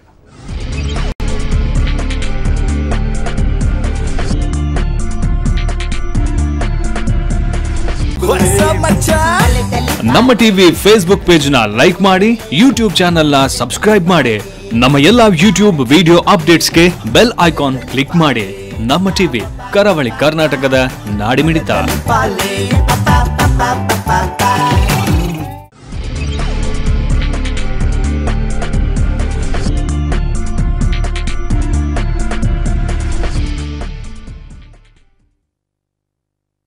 ಡೈರಿ ಐಸ್ ಕ್ರೀಮ್ ಮತ್ತು 2 ಸ್ಟಾರ್ ಸಂತೋಷ್ ರೈಸ್ ಮುಖ್ಯ ಪ್ರಾಯೋಜಕರಾಗಿರೋ ಜನಧ್ವನಿ ನೇರ ಪ್ರಸಾರ ಕಾರ್ಯಕ್ರಮ ನಾವು ಚರ್ಚೆ ಮಾಡ್ತಾ ಇದ್ದೇವೆ. ಇಲ್ಲಿಂದ ಅಂದರೆ ತುಳುನಾಡಿನಿಂದ ಅಥವಾ ಕರಾವಳಿ ಕರ್ನಾಟಕದಿಂದ ವಿದೇಶಕ್ಕೆ, ಸ್ಪೆಷಲಿ ಗಲ್ಫ್ ರಾಷ್ಟ್ರಗಳಿಗೆ ಹೋಗುವಂಥ ನಾಗರಿಕರು ಯಾವ ರೀತಿಯ ಎಚ್ಚರಿಕೆಯನ್ನು ತೆಗೆದುಕೊಳ್ಳಬೇಕಾಗಿರುವಂಥ ಪ್ರಸಂಗ ಬಂದಿದೆ ಅಂತೇಳಿ ಶಂಕರ್ ಪೂಜಾರಿ ಅವರ ಪ್ರಕರಣದಿಂದಾಗಿ ನಾವು ಇಲ್ಲಿ ಕಲಿಬೇಕು ಅಂತೇಳಿ. ವಿನಯ್ ಅವರೇ, ನೆಕ್ಸ್ಟ್ ಏನು ನಾವು ಯಾವ ರೀತಿ ಎಚ್ಚರಿಕೆ? ಸಾಮಾನ್ಯವಾಗಿ ಕೆಲವರು ಏರ್ಪೋರ್ಟಲ್ಲಿ ಬರ್ತಾರೆ, ಪರಿಚಯ ಇಲ್ಲದವರು, ಇದು ಒಂದು ಲೆಟ್ರ್ ಕವರ್ ಕೊಡ್ತಾರೆ, ಇದು ನನ್ನ ಕಸಿನಿಗೆ ಕೊಟ್ಬಿಡಿ ಅಂತ ಹೇಳ್ತಾರೆ. ಸಾಧಾರಣವಾಗಿ ಆ ಥರ ಕೊಟ್ಟರೆ ನೀವು ಕೊಂಡು ಹೋಗೋದು ತಪ್ಪು ಅಂತಲೇ ಹೇಳ್ತಾರೆ. ಆದರೆ ಮಾನವನೆಲ್ಲ ಕೊಂಡೋಗಬೇಕಾಗ್ತದೆ. ಆದರೆ ಕ್ಲೋಸ್ ಮಾಡಿದ್ದು ಕೊಂಡೋಗಬೇಡಿ, ಓಪನ್ ಮಾಡಿ ನೋಡಿ. ಆಮೇಲೆ ಅದರಲ್ಲಿ ಕೆಲವರು ಅದರಲ್ಲಿ ಪಾಪದವರು ಇರ್ತಾರೆ, ನನ್ನ ತಮ್ಮನಿಗೆ ಕೊಡಲಿಕ್ಕೆ ಆ ಥರ ಅಂತ. ಪರಿಚಯ ಇಲ್ಲದವ್ರದ್ದು ಯಾವ ವಸ್ತು ಕೊಂಡು ಹೋಗಬೇಡಿ. ಒಂದು ಪರಿಚಯ ಇದ್ದರೂ ಕೂಡ ಯಾಕಂದರೆ ನೀವು ಅದನ್ನು ಎಕ್ಸಾಂಪಲ್ ಫೋಲ್ಡರ್ ಕೊಡ್ತಾ ಅಥವಾ ಏನಾದರೂ ಕೊಡ್ತಾರೆ, ಉಪ್ಪಿನಕಾಯಿ ಕೊಡ್ತಾರೆ ಅಂತೇಳಿ ಅದರಲ್ಲಿ ಕೊಂಡು ಹೋಗಬೇಡಿ. ಅದು ಏರ್ಪೋರ್ಟಲ್ಲಿ ತಂದು ಕೊಟ್ಟರೆ, ಕೊಡೋದಿದ್ದರೆ ಅಷ್ಟು ನೀವು ಚೆಕ್ ಮಾಡಿ ಗ್ಯಾರಂಟಿ. ಜನರಲಿ ಹೇಳೋದು ಯಾವುದನ್ನು ನೋ ಅಂತ ಹೇಳುವಂಥ ಅಭ್ಯಾಸ ಮಾಡಿಕೊಳ್ಳಿ. ಒಂದು. ಎರಡನೇದು, ಮೂರನೇದಾಗಿ ನಾನು ಹೇಳ್ತಿರೋದೇನೆಂದರೆ, ಕೆಲವರು ಇರ್ತಾರೆ, ಯಾಕಂದರೆ 20 ಕಿಲೋ ಲಗೇಜ್ ಇರ್ತದೆ, 1-2 ಫ್ಯಾಮಿಲಿ ಇರುತ್ತೆ, ಅವ್ರು ತುಂಬ ಸಾಮಾನು ಇರ್ತದೆ. ಅವರಿಗೆ ಲಗೇಜಿಗೆ ಏನು ಮಾಡ್ತಾರೆ, ಅವರಿಗೆ 5 ಕಿಲೋಗೆ ಇಷ್ಟಿಷ್ಟು ರೇಟ್ ಅಂತ ಇರುತ್ತೆ, ಒಂದೊಂದು ಏರ್ಪೋರ್ಟಲ್ಲಿ ಒಂದೊಂದು ರೇಟ್ ಇರುತ್ತೆ. ಆಗ ಬಂದು ಹೇಳ್ತಾರೆ, ನನ್ನ 5 ಕಿಲೋ ಲಗೇಜ್ ಎಷ್ಟು ಹಾಕ್ತೀರ ಅಂತ ಕೇಳ್ತಾರೆ. ಅದು ಕೂಡ ಮಾಡಬೇಡಿ, ಯಾಕಂದರೆ ಅದರಲ್ಲಿ ನಮ್ಮ ಗ್ರಾಚಾರ ದೋಷ ಇದ್ದರೆ ಏನು ಮಾಡಲಿಕ್ಕಾಗೋದಿಲ್ಲ. ಸೊ ಹಾಗಿರುವಾಗ ನಾನು ಹೇಳೋದು, ಮುಖ್ಯವಾಗಿ ಮೆಡಿಸಿನ್ ಯಾರ್ದು ಪರಿಚಯದಿಲ್ಲದವ್ರದ್ದು ಇರುತ್ತೆ, ಮತ್ತು ವ್ಯವಸ್ಥಿತವಾದ ಒಂದು ಕೆಲವು ಚಾನಲ್ಗಳಿರುತ್ತೆ, ಅವ್ರಿಗೆ ಗೊತ್ತಿರುತ್ತೆ, ಅವರು ರಿಕಗ್ನೈಸ್ ಮಾಡಿರ್ತಾರೆ, ಯಾರು ಸಿಂಪಲ್ ಮೈಂಡ್ನವರಿದೆ, ಪಾಪದವನಿದೆ, ಅವನ್ನ ಹಿಡಿತಾರೆ ಅವರು. ಇದೊಂದು ಕೊಂಡೋಗಿ ನನ್ನ ಕಸಿನ್ ಬರ್ತಾನೆ ಏರ್ಪೋರ್ಟ್, ಅವನಿಗೆ ಕೊಟ್ಟುಬೇಡು ಅಂತೇಳಿ. ಅಂದರೆ ಜನರಲ್ಲಿ ಹೇಗಂದರೆ, ಇದರಲ್ಲಿ ಹೇಗಂದರೆ 50% ಮೋಸಗಳು ಇರುತ್ತೆ, 50% ಒಳ್ಳೆಯದು ಕೂಡ ಇರುತ್ತೆ. ಯಾಕಂದರೆ ಎಕ್ಸಾಂಪಲ್ ಮದುವೆ ಕಾಗದ ಕೊಡ್ತಾರೆ, ಇದು ಅರ್ಜೆಂಟಾಗಿ ಕೊಟ್ಟುಬಿಡಿ ಅಂತ. ಅಷ್ಟು ಗ್ಯಾರಂಟಿ ಇದ್ದರೆ ಕೊಂಡೋಗಿ, ಆದರೆ ಯಾವುದೇ ಕವರ್ ಮಾಡಿದ ವಸ್ತುವನ್ನು ಕೊಂಡೋಗಿ ಆಲೋಚನೆ ಮಾಡಿ. ಈಗ ನಿಮ್ಮ ಪ್ರಕಾರ ಏನು ಎಚ್ಚರಿಕೆ ವಹಿಸಬೇಕು? ನೋಡಿ ಸರ್, ಯಾವುದೋ ಕೊಂಡು ಹೋಗುವಾಗ ಮನೆಗೆ ತಗೊಂಡು ಬರಲಿ, ಏರ್ಪೋರ್ಟ್ಗೆ ತಗೊಂಡು ಬರಲಿ, ಅದನ್ನು ಓಪನ್ ಮಾಡೋದು ನಮ್ಮ ಕರ್ತವ್ಯ. ಏನ್ ಹೇಳ್ತೀರಿ? ಅಂದ್ರೆ ಡೌಟ್ ಅಂತ ಅವ್ರು ಬೇಸರ ಮಾಡ್ತಾರೆ ಅನ್ಕೊಳ್ಬಾರ್ದು ನಾವು. ಇಲ್ಲ ಬೇಸರ ಮಾಡೋದು ನಾವು. ಅಲ್ಲಿ ಕೂಡ ಹಾಗೆ ಯಾವುದೋ ಒಂದು ಟಾಯ್ಸ್ ಆಗಿ ಕೊಟ್ಟರೆ ನಾವು ಓಪನ್ ಮಾಡಿಯೇ ಅಲ್ಲಿ ಇಡ್ತೇವೆ ನೋಡಿ. ನಾವು ಒಂದು ಪರ್ಚೇಸ್ ಮಾಡಿದ್ರೆ ಕೂಡ ಅದರ ಕಾರ್ಟೂನ್ ಕೂಡ ನಾವು ತೆಗೆದು ಬಿಸಾಡ್ತೇವೆ. ಒಂದನೇದು ಲಗೇಜ್ ಕಡಿಮೆ ಆಗ್ಲಿಕ್ಕೆ ಸರ್, ಮತ್ತೊಂದು ಯಾವುದೊಂದು ಗೊತ್ತಾಗ್ತದೆ ನಮಗೆ, ಯಾವುದಂತ ಗೊತ್ತಾಗ್ತದೆ. ಅದಕ್ಕೆ ನಾವು ಹೇಳ್ತೀನಿ, ಯಾರಾದರೂ ತಂದು ಕೊಟ್ರೆ ಅವ್ರಿಗೆ ಬೇಸರ ಆದ್ರೂ ತೊಂದರೆ ಇಲ್ಲ. ನೀವು ಕೊಂಡು ಹೋಗೋ ಮನಸ್ಸಿದ್ರೆ ಓಪನ್ ಮಾಡಿಕೊಂಡು ಹೋಗಿ, ಇಲ್ಲದಿದ್ರೆ ಇಲ್ಲ ನನ್ನ ಹತ್ರ ನಡೆಯಲ್ಲ ಹಾಗೆ ಹೇಳಿಬಿಡಿ. ಅಂದ್ರೆ ಸುಮ್ಮನೆ ಈ ಶಂಕರ ಪೂಜಾರಿ ಹಾಗೆ ನಾವು ಅಲ್ಲಿ ಒಳಗೆ ಹೋದ್ರೆ ಇಲ್ಲಿ ಆದ್ರೂ ಆದ್ರೆ ಸಂಬಂಧದವರು ಎಲ್ಲರೂ ಇರ್ತಾರೆ ನೋಡಿ, ಅಲ್ಲಿ ಯಾರಿದ್ದಾರೆ ನೋಡಿ. ನಿಮ್ಮಂತ ಟಿವಿ ಚಾನಲ್ನವರು ನೀವು ಹೆಲ್ಪ್ ಮಾಡ್ತಾರೆ ನೋಡಿ, ಇದು ಎಲ್ಲರಿಗೆ ಕಾಣ್ತದೆ ನೋಡಿ. ಈ ಜನರು ಇದನ್ನು ಕಲಿಬೇಕು. ಏನ್ ಹೇಳಿ sir? Correct correct. Yes Vinay ಅವ್ರು, ಹಾಗಾದ್ರೆ ಪರಿಚಯ ಇದ್ದವ್ರದ್ದು ತಗೊಂಡು ಹೋಗೋದು ನನ್ನ ಪ್ರಕಾರ ಶಂಕರ್ ಪೂಜಾರಿಗೆ ಪರಿಚಯ ಇತ್ತು, ಮುಬಾರಕ್ ಅವ್ರದ್ದು ಮತ್ತೆ ಅಲ್ಲಿದ್ದು ಕೂಡ. ಸೊ ಮಾತ್ರೆದು ಅಂತ ಹೇಳುವಾಗ ಅದು ಓಪನ್ ಮಾಡೋ ಪ್ರಸಂಗ ಬರುದಿಲ್ಲ, ಮಾತ್ರೆ ಕಾಣ್ತದೆ ಎದುರಿಗೆ. ಹಾಗಾದ್ರೆ ಮಾತ್ರೆ ಯಾವುದೇ ಮಾತ್ರೆಯಲ್ಲಿ ತೆಗೆದುಕೊಂಡು ಹೋಗುದು ಸರಿಯಲ್ಲ ಅಂತ ನೀವು ಹೇಳ್ತೀವಿ, ಅಥವಾ ಪ್ರಿಸ್ಕ್ರಿಪ್ಷನ್ ಮತ್ತೆ ಬಿಲ್ ಇದ್ರೆ ತೆಗೆದುಕೊಂಡು ಹೋಗಿ ಯಾವುದನ್ನು ಕೊಂಡು ಹೋಗಬೇಡಿ ನನ್ನ ಒಂದು ರಿಕ್ವೆಸ್ಟ್. ಆ ಥರ ಇದ್ರೆ ಸಹ ಅವರ ವೆಬ್ಸೈಟ್ ಅಲ್ಲಿ ನೋಡಿ, ಅದರ ಸಂಬಂಧ 448 ಐಟಮ್ ಬ್ಯಾನ್ ಮಾಡಿದೆ. ಯಾವುದೆಲ್ಲ ಮೆಡಿಸಿನ್ ಇನ್ಕ್ಲೂಡಿಂಗ್ ಐಟಮ್ಸ್ ಬ್ಯಾನ್ ಮಾಡಿದ ಅದು ಮೆಡಿಸಿನ್ ಇದೆ 448 ಮೆಡಿಸಿನ್ ಅವರ ವೆಬ್ಸೈಟ್ ಇರುತ್ತೆ. ಅಂದರೆ ಸಾಮಾನ್ಯವಾಗಿ ಮತ್ತು ಆ ಥರ ಇದ್ದರೂ ಕೂಡ 1, 2, 3, 4 ಅಂತ ಆ ಥರ ಕೊಂಡು ಹೋಗ್ಕೊಳ್ಳಿ. ಯಾಕಂದರೆ ಇದು ಖಂಡಿತವಾಗಿ ನಮಗೆ ಸಮಸ್ಯೆ ಆಗುತ್ತೆ. ಹೆಚ್ಚಾದರೆ ಈಗ ನೋಡಿ, ಶಂಕರ್ ಪೂಜಾರಿ ಅನ್ನೋ ವ್ಯಕ್ತಿಗೆ ಇವತ್ತು ಯಾರಿಲ್ಲ, ಅವನ ಕುಟುಂಬ ಸಫರ್ ಆಗಿದೆ. ಅವನ ದುಃಖಕ್ಕೆ ನಾವು ಮಾತಾಡ್ಬೋದು, 1 ಗಂಟೆ ಮಾತಾಡಿ ನಾವು ಹೋಗ್ತೇವೆ ಅಷ್ಟೇ. ಬಟ್ ಆ ಕುಟುಂಬ ಸಫರ್ ಮಾಡೋದಕ್ಕೂ ಅದರ ಸಮಸ್ಯೆ ಯಾರಿಗೆ ಅರ್ಥ ಆಗಲ್ಲ. ಸೊ ಹಾಗಿರುವಾಗ ಮೆಡಿಸಿನಲ್ಲಿ ಕೊಂಡೋಗೋದಿರೋದೇ ಒಳ್ಳೆಯದು. ಅಕಸ್ಮಾತ್ ಹೇಳಿದರೆ ಬೇಜಾರಾಗೋದು ಒಮ್ಮೆ, ಆದರೆ ನಮ್ಮ ಲೈಫನ್ನು ನಾವು ನೋಡಿಕೊಳ್ಳೋದು ಯಾವತ್ತೂ ಕೂಡ ಬೆಟರ್. ಒಳ್ಳೆಯದು. ಕರೆಕ್ಟ್ ಹೇಳಿದ್ರು. ಹಾಗಾದ್ರೆ ಮೆಡಿಸಿನ್ ಮತ್ತೆ ಬೇರೆ ಕೊಟ್ಟರೆ ಕೂಡ ಅದನ್ನ ಒಳಗೆ ಪರೀಕ್ಷಿಸೋದು ತುಂಬಾ ಒಳ್ಳೆಯದು ಅಂತ ನೋಡಲೇಬೇಕು. ಯಾವುದು ಉಪ್ಪಿನಕಾಯಿ ಆಗಲಿ ಯಾವುದು ಆಗಲಿ ನಾವು ತಿನ್ನೋದು ಇದಾಗಲಿ ಓಪನ್ ಮಾಡಿದರೆ ಒಳ್ಳೆಯದು. Okay okay. ಈಗ ಕೋಟೆನವ್ರು ಚಿತ್ರಕೋಟೆನವ್ರು, ಹಾಗಾದರೆ ಹೇಗೆ ಎಷ್ಟರ ಮಟ್ಟಿಗೆ ಶಿಕ್ಷೆ ಅಂದರೆ ಈಗ ಅರೇಬಿಯಲ್ಲಿ ಮಾತಾಡಿದರೆ ನೀವು ಅವರು ಅಗ್ರಿ ಆಗ್ತಾರೆ? ನಾನು ಅಗ್ರಿ ಆಗ್ತೇನೆ ಅರೇಬಿಯಲ್ಲಿ ಮಾತನಾಡಿದರೆ. ಅಂದರೆ ಅರೇಬಿ ಅಂದರೆ ನಾವು ಮಾತಾಡುವ ವೇ ಆಫ್ ಅಪ್ರೋಚ್ ಅಲ್ಲಿ ಇರುತ್ತೆ ಸರ್. ಅಂದರೆ ನಮಗೊಂದು ರೆಸ್ಪಾನ್ಸ್ ಸಿಗ್ತದೆ, ಏನು ಇದರಿಂದ ಇದು ಯಾವ ಪ್ರಾಬ್ಲಮ್ ಅಂತ ನಮಗೆ ಸಿಗ್ತದೆ ಮಾತನಾಡಿದರೆ, ಮನವರಿಕೆ ಮಾಡಿಕೊಳ್ಬೇಕು. ಹೌದು, ಅವು ಸ್ಪಾನ್ಸರ್ ಹತ್ರ ಮಾತನಾಡಿದರೆ ಅವರು ಏನು ಹೇಳ್ತಾರೆ, ಇದಕ್ಕೋಸ್ಕರ ಇವರೇ ಅಪರಾಧಿಯ, ಅವರ ಮನಸ್ಸಿನಲ್ಲಿ ಹೇಗೆ ಇದೆ ಇವರ ಸ್ಪಾನ್ಸರ್ ಹತ್ರ, ಅದು ನಮಗೆ ತಿಳಿಬಹುದು ಸರ್. ಮತ್ತೆ ಈಗ ಕೋರ್ಟಿಗೆ ಹೋಗದ ಕಾರಣ ಕೆಲವು ಸರ್ತಿ ಅಲ್ಲಿ ಅಧಿಕಾರಿಯ ಅವನ ಶಕ್ತಿಯ ಅನುಸಾರವಾಗಿ ಡಿಸಿಷನ್ ತಗೊಳ್ಬೋದು ಅವನಿಗೆ. ಹೌದು, ಯಾಕಂದ್ರೆ ಕೋರ್ಟಿಗೆ ಹೋದ್ರೆ ಪುನಃ ಈಗ ಸಮಸ್ಯೆಗಳು ಹೋಗುತ್ತೆ, ಕೋರ್ಟ್ ಮುಖಾಂತರ ಹೋಗುತ್ತೆ. ಇಲ್ಲಿ ತರ ಅಲ್ಲಿ ಕೂಡ ಲೇಟ್ ಆಗುತ್ತೆ. ಯಾಕಂದ್ರೆ ಇವು ಭಾರತೀಯ, ಇವರ ಸಮಸ್ಯೆ ಆಗಬೇಕು. ಈಗ 1-2 ದಿವಸ ಎಲ್ಲರ ಜೊತೆ ಒಳ್ಳಿಗೆ ಇದ್ದಾರೆ, 3ನೇ ದಿವಸ 4ನೇ ದಿವಸ ಯಾರಿರಲ್ಲ. ನಾವು ಫೇಸ್ಬುಕ್ ವಾಟ್ಸಪ್ ಎಲ್ಲ ಶೇರ್ ಮಾಡ್ಬೋದು, ಇದು ಮಾಡ್ಬೋದು, ಎಲ್ಲ ಮಾಡ್ಬೋದು. ಹೋಗ್ಲಿಕ್ಕೆ ಆಗೋದು ಹೋದ ಕೂಡಲೇ ನಮಗೆ ಒಂದೊಂದು ಎಲ್ಲರೂ ಎಂಟ್ರಿ ಇಲ್ಲ ಸರ್, ಎಲ್ಲ ಕೋರ್ಟ್ ಒಳಗೆ ಎಲ್ಲ ಸ್ಟೇಷನ್ ಒಳಗೆ. ಕೊನೆಯದಾಗಿ ಇಂಡಿಯನ್ ಎಂಬಸಿದು ಎಷ್ಟು ಜವಾಬ್ದಾರಿ ಉಂಟು? 100% ಜವಾಬ್ದಾರಿ ಇದೆ ಅವರಿಗೆ. ಇಂಡಿಯನ್ ಎಂಬಸಿಗೆ 100% ಜವಾಬ್ದಾರಿ ಇದೆ, ಯಾಕಂದ್ರೆ ಅವರ ಪ್ರಜೆ, ಅವರು ಅದರ ರೆಸ್ಪಾನ್ಸಿಬಲ್. ಆದರೆ ಇಂಡಿಯನ್ ಎಂಬಸಿ ಅಂದ್ರೆ one of the busiest embassy ಲೋಕದಲ್ಲಿ. ಯಾಕಂದ್ರೆ ನಾವು ಎಷ್ಟು ಜನ, 17 ಲಕ್ಷ ಜನ ಇದ್ದೇವೆ. ಒಂದು ನಿಮಿಷ ಶೇರ್. ಈ ಇಂಡಿಯನ್ ಎಂಬಸಿ ಅಂದ್ರೆ 90% ಕೇರಳದವರು ಕೆಲಸ ಮಾಡ್ತಾರೆ. ಅವರು ಕೇರಳವರು ಯಾರು ಹೆಚ್ಚು ಕಮ್ಮಿ ಇದೆ, ಅವರ ಸಂಘಟನೆ ತುಂಬ ಇದೆ ಅಲ್ಲಿ, ಅವರು ಹೆಲ್ಪ್ ಮಾಡ್ತಾರೆ. ಬೇರೆ ಊರಲ್ಲಿ ಮಾಡಿದರೆ ತುಂಬ ಕಡಿಮೆ, ಅಂದರೆ ಕರ್ನಾಟಕ ಅಲ್ಲಾದರೆ ಬೇಡ ಇರಲಿ ಕಡಿಮೆ, ಡೆಲ್ಲಿ ಯಾವುದಾದ್ರೆ ಕಡಿಮೆ. Okay, S. ಸೊ ಅಂತಿಮವಾಗಿ ನಾವು ಇಷ್ಟೇ ಹೇಳೋದು, ಕೊನೆಯಾಗಿ ಅದೇ ಹೇಳೋದು, ಯಾವುದು ಪರಿಚಯ ಇಲ್ಲದವರ ವಸ್ತು ಕೊಂಡು ಹೋಗಬೇಡಿ. ಅದೇ ಥರ ಯಾರಿಗೂ ಹೆಲ್ಪ್ ಮಾಡೋ ಆಲೋಚನೆ ಮಾಡಿಕೊಳ್ಳಿ. 3ನೇದಾಗಿ ಏನಂದರೆ ರೀತಿ ನಿಯಮಗಳು. ನಾವು ಫಸ್ಟಿಗೆ ಒಂದು ಯಾವುದೇ ಕಂಟ್ರಿಗೆ ಪ್ರಯಾಣ ಮಾಡುವಾಗ ಆ ದೇಶದ ನಿಯಮಗಳನ್ನು ಓದಿಕೊಳ್ಳಿ. ಓಕೆ, ಅದು ಮೇಯ್ನ್ ಆಗಿ ಫಾಲೋ ಮಾಡಿದ್ರೆ ಏನು ಸಮಸ್ಯೆ ಬರುವುದಿಲ್ಲ. ಸುಧೀರ್, ಕೊನೆಯದಾಗಿ ಏನು ಹೇಳ್ತೀರಾ? ಕೊನೆಯದಾಗಿ ಏನು ಅಂದರೆ, ನಮ್ಮ ಸೌದಿ ಅರೇಬಿಯಾ ರಿಯಾದ್ನಲ್ಲಿ ಯಾರು ಸಮಸ್ಯೆ ಇದ್ದರೆ, ಯಾರು ಇಲ್ಲಿ ಬರ್ಲಿಕ್ಕೆ ಆಗ್ಲಿ, ಅಲ್ಲಿ ಏನು ಸೌಖ್ಯ ಇಲ್ಲ, ತುಳುವರು ಅಂದ್ರೆ ನಮ್ಮ ಆಲ್ ಇಂಡಿಯಾದವರು, ನಮ್ಮ ಎಲ್ಲ ಭಾರತೀಯರಿಗೋಸ್ಕರ. ನಾವು ಮಂಗಳೂರು ಕರ್ನಾಟಕ ಅಂತಲ್ಲ, ಎಲ್ಲ ಭಾರತೀಯರಿಗೆ ಏನು ಪ್ರಾಬ್ಲಮ್ ಆಗಲಿ ಬರ್ಲಿಕ್ಕೆ ನಮ್ಮ ಟಿವಿಯವರನ್ನು ಕಾಂಟ್ಯಾಕ್ಟ್ ಮಾಡಿ, ಅವರು ನಮಗೆ ಕಾಂಟ್ಯಾಕ್ಟ್ ಮಾಡಿ, ನಾವು ಸದಾ ನಿಮ್ಮ ಕೈಯಲ್ಲಿ ನಿಮಗೆ ನಿಮ್ಮ ತಾಯಿನಾಡಿಗೆ ಬಂದು ಎತ್ತುವಾಗೆ ನಾವು ನೋಡಿಕೊಳ್ಳಿ. ಸೊ ನಿಮ್ಮ ನಂಬರ್ ಕೊಟ್ಟರೆ ನೀವು ಫಾಲೋ ಅಪ್ ಮಾಡಿ. ಒಳ್ಳೆ ವಿಚಾರ. ಓಕೆ, ಒಟ್ಟಿನಲ್ಲಿ ಶಂಕರ್ ಪೂಜಾರಿ ಅವರು ಸುಲಭದಲ್ಲಿ ಆರಾಮವಾಗಿ ಏನು ತೊಂದರೆ ಇಲ್ಲದೆ ಬಿಡುಗಡೆ ಆಗಲಿ ಅಂತ ನಮ್ಮ ಕಾಳಜಿ. ಮತ್ತು ದೇವರ ದಯೆಯಿಂದ. ಮತ್ತು ವಿನಯ್ ಅವರು ಹೇಳಿದಾಗೆ ತೆಗೆದುಕೊಂಡು ಹೋಗುವ ಮೊದಲು ಒಂದಿಷ್ಟು ನೋಡಿ, ಒಂದಿಷ್ಟು ಎಚ್ಚರಿಕೆ ವಹಿಸಿ. ಯಾಕಂತ ಹೇಳಿದರೆ ನಿಮ್ಮ ಹೆಲ್ಪ್ ಮಾಡುವಂಥ ನೇಚರ್ ನಿಮ್ಮನ್ನೇ ಕೆಲವೊಮ್ಮೆ ಕಷ್ಟದಲ್ಲಿ ದುಡ್ಬೋದು. ಆದ್ದರಿಂದ ಸಮಯ ಪ್ರಜ್ಞೆಯಿಂದ ಅಥವಾ ಗೊತ್ತಿದ್ದವ್ರ ಹತ್ರ ಕೇಳಿ, ಒಬ್ಬ ಕೊಟ್ಟಿದ್ದಾನೆ ಮಾರಾಯ ನಾನು ಎಂತ ಹೋಗಬೇಕಾ, ಇದು ಅಲ್ಲಿ ಬ್ಯಾನ್ ಅಂತೆ ನಂಗೆ ಗೊತ್ತಿಲ್ಲ, ಗೊತ್ತಿದ್ರೆ ನೀವು ಹೇಳಿಬಿಡಿ ಅಂತ ಕೇಳಿ ಒಂದಿಷ್ಟು ಮಾಹಿತಿಯನ್ನು ಪಡೆದುಕೊಳ್ಳಿ, ತಪ್ಪಿಲ್ಲ. ಯಾಕಂತ ಹೇಳಿದ್ರೆ ನಮ್ಮೆಲ್ಲರ ಮುಂದೆ ಶಂಕರ್ ಪೂಜಾರಿಯವರಂಥ ಉದಾಹರಣೆ ಇದೆ. ಅವರ ಬಿಡುಗಡೆಯಷ್ಟೇ ಬೇರೆಯವರು ಅಲ್ಲಿ ಅಪಾಯದಲ್ಲಿ ಸಿಲುಕದೇ ಇರುವುದು ಕೂಡ ಅಷ್ಟೇ ಇಂಪಾರ್ಟೆಂಟ್ ಅಂತ ಹೇಳ್ತಾ, ಮತ್ತು ಇದರ ಕೆಲಸದ ಹಿಂದೆ ಇರುವಂಥ ರವೀಂದ್ರನಾಥ್ ಚಾನ್ಭೋಗ್ ಅವರು ಕೂಡ ಅದರಲ್ಲಿ ಜಯಶಾಲಿ ಆಗಲಿ, ತುಂಬ ಒಳ್ಳೆ ಕೆಲಸ ಮಾಡ್ತಾ ಇದ್ದಾರೆ ಫಾಲೋ ಅಪ್ ಮಾಡುವ ಮೂಲಕ ಅಂತ ಹೇಳ್ತಾ, ಕರೆ ಮಾಡಿರುವಂಥ ನಮ್ಮೊಡನೆ ಮಾತನಾಡಿರುವಂಥ ಮತ್ತು ಕಾರ್ಯಕ್ರಮಕ್ಕೆ ಬಂದು ಈ 1 ಗಂಟೆಗಳ ಅವಧಿಯಲ್ಲಿ ನಮ್ಮೊಡನೆ ಸಾಕಷ್ಟು ಈ ದುಬೈಗಳಲ್ಲಿ ನಡೆಯುವಂಥ, ದುಬೈ ಅಥವಾ ಸೌದಿ ಅರೇಬಿಯಾ ನಡೆಯುವಂಥ ಈ ಒಟ್ಟು ಘಟನೆಗಳ ಬಗ್ಗೆ ಸಾಕಷ್ಟು ಮಾಹಿತಿ ಕೊಟ್ಟಿರುವಂಥ ವಿನಯ್ ನಾಯ್ಕ್, ನಮ್ಮ ಟಿವಿಯ ಮಿಡಲ್ ಈಸ್ಟ್ ಪ್ರತಿನಿಧಿ, ಹಾಗೂ ಸುಧೀರ್ ಕೋಟೆನವರು ಕರಾವಳಿ ಅಸೋಸಿಯೇಷನ್ ಅಲ್ಲಿದ್ದು ಆ ಭಾಗದಲ್ಲಿದ್ದು ಅಲ್ಲಿದ್ದು ಪ್ರತಿನಿಧಿ, ಅವರಿಬ್ಬರಿಗೂ ಕೂಡ ನಮ್ಮ ಟಿವಿಯ ಪರವಾಗಿ ಮತ್ತು ನಮ್ಮೆಲ್ಲ ವೀಕ್ಷಕರ ಪರವಾಗಿ ಆತ್ಮೀಯವಾಗಿರುವಂಥ ಧನ್ಯವಾದ ಅರ್ಪಿಸ್ತೇನೆ. ನಮಸ್ತೆ. ಇವತ್ತಿನ ಜನಧ್ವನಿ, ನಾಳೆ ರಾತ್ರಿ 7:40 ಜನಧ್ವನಿ ನೇರ ಪ್ರಸಾರದಲ್ಲಿ ಮತ್ತೆ ಭೇಟಿಯಾಗೋಣ. ನಮಸ್ಕಾರ, ಶುಭರಾತ್ರಿ.